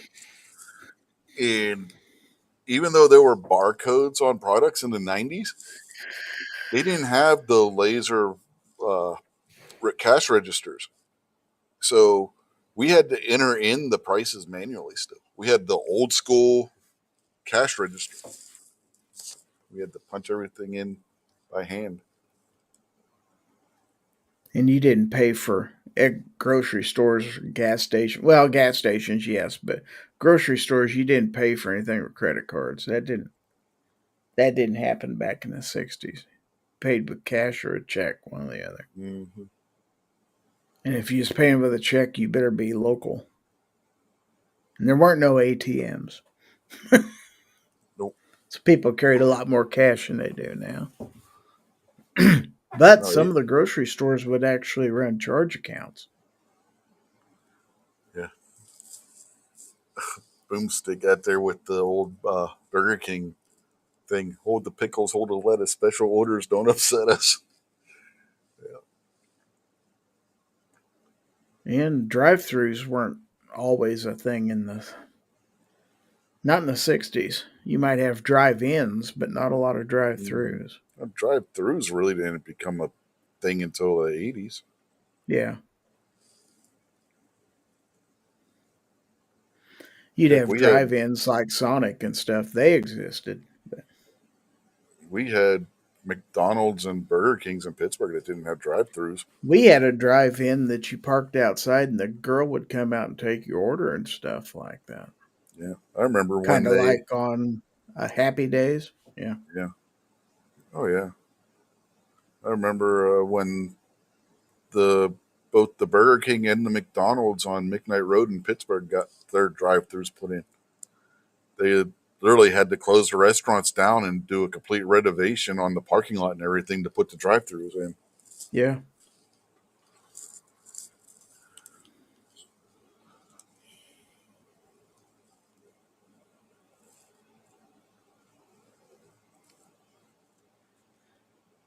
Oh, if you went to the grocery store and you bought soda in bottles, you had to bring the bottles back because you'd have to pay a 10-cent deposit on each bottle. That depended on the state, though. Pennsylvania, we didn't have that. Oh, we We did had here. we did that with milk. If you bought milk in a glass bottle from the milk store, you had a deposit and you took the bottle back. But Yeah, the because they soda bottles, reused we those didn't. bottles. Soda bottles, we didn't have that in PA when I was at least when I was a kid. Because we'd go out when we was kids outside of town, or we'd go down the ditches and pick up bottles that people threw out. And yeah, you get 10 cents a piece out of them things.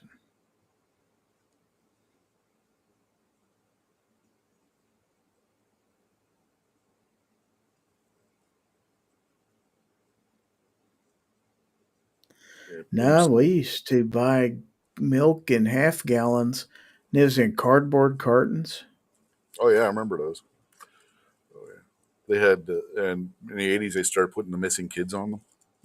Hmm. Nowadays, the only times you see those cartons are in like the half pints, generally, Hmm. like we used to have at school. Yep. I don't know if they still do that now. We used to have one kid would volunteer to be the milk monitor in the class. They'd have to go get the milk from the cafeteria each day because it's like what middle of the afternoon. Every kid would get milk. When I was in high school, we had if you were in one of the clubs, you got a snack, a bag of chips, and either a chocolate milk or an iced tea. And they were in the cardboard containers.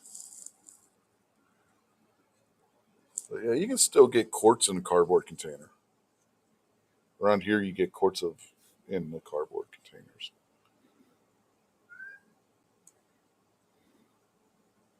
Like a quart of heavy whipping cream and stuff like that, they're all in cardboard containers.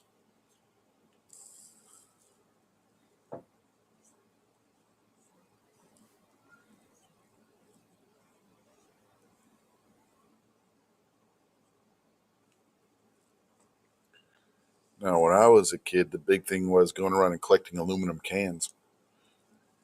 Collect aluminum cans, and you took them to the one supermarket where they collected them, and then we'd take the money we got from those and hit the candy store.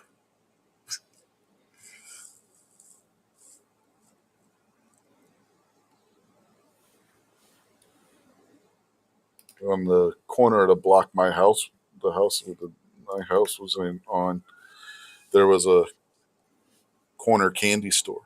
Basically, they just sold candy, and they had an ice cream machine in little glass bottles of Pepsi and Coke for like a quarter a piece.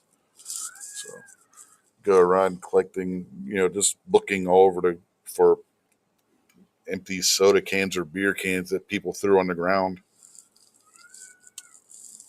and we'd go collect. We'd clean up all the old empty cans, and then we'd go to the run to that supermarket, turn those cans in, and then like I said, we'd go hit the candy store.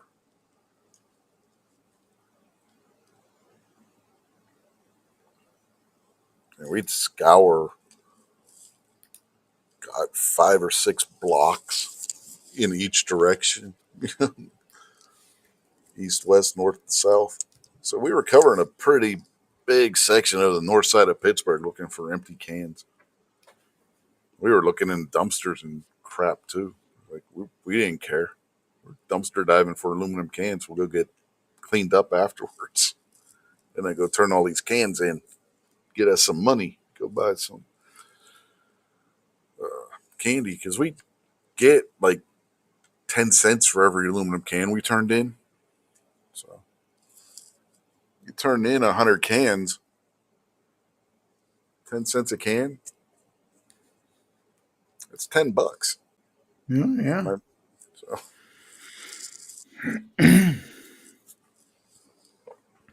and we split it. Like if it was 5 of us, we'd each get $2 out of that. And $2 at the little candy store bought a lot of candy.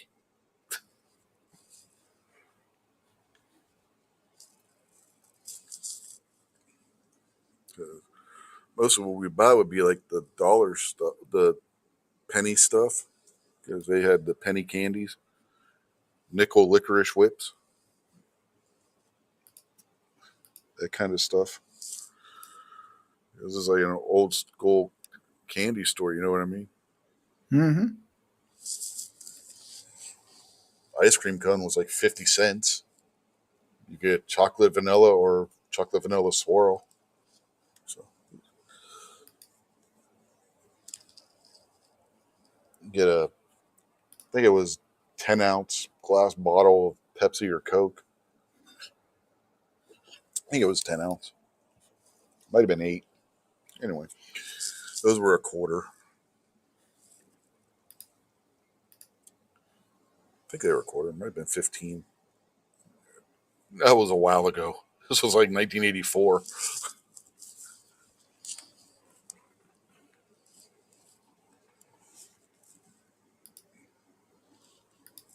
I was like 10 years old at that time. Long time ago. Long time ago.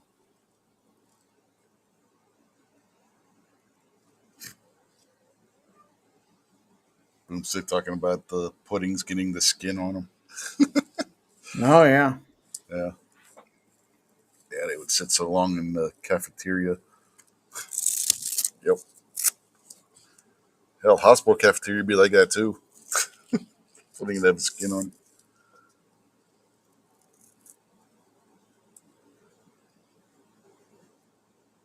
They didn't care, you ate it anyway. Right.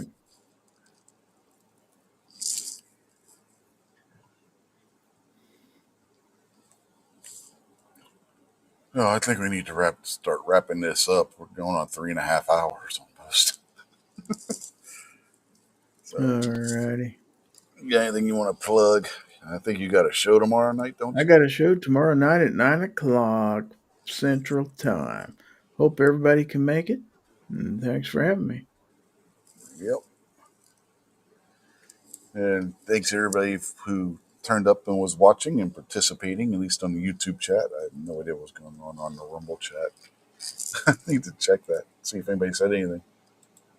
We're there. I don't. It says there's one other person. There's 2 people watching on Rumble. Wow. So, yeah, if you were over on Rumble, and thank you for watching over there. I didn't catch any Rumble chats, so I don't know if anybody said anything over there. But if you did and I missed it, I apologize. But I was checking in the studio and I didn't see anything come up as being over on Rumble. So if you did and I didn't see it, it wasn't my fault. Anyway, and X, if you were watching over on X, again, Rumble Studio doesn't show the chats, unfortunately, for X. So I don't know if anybody was over there commenting or not. So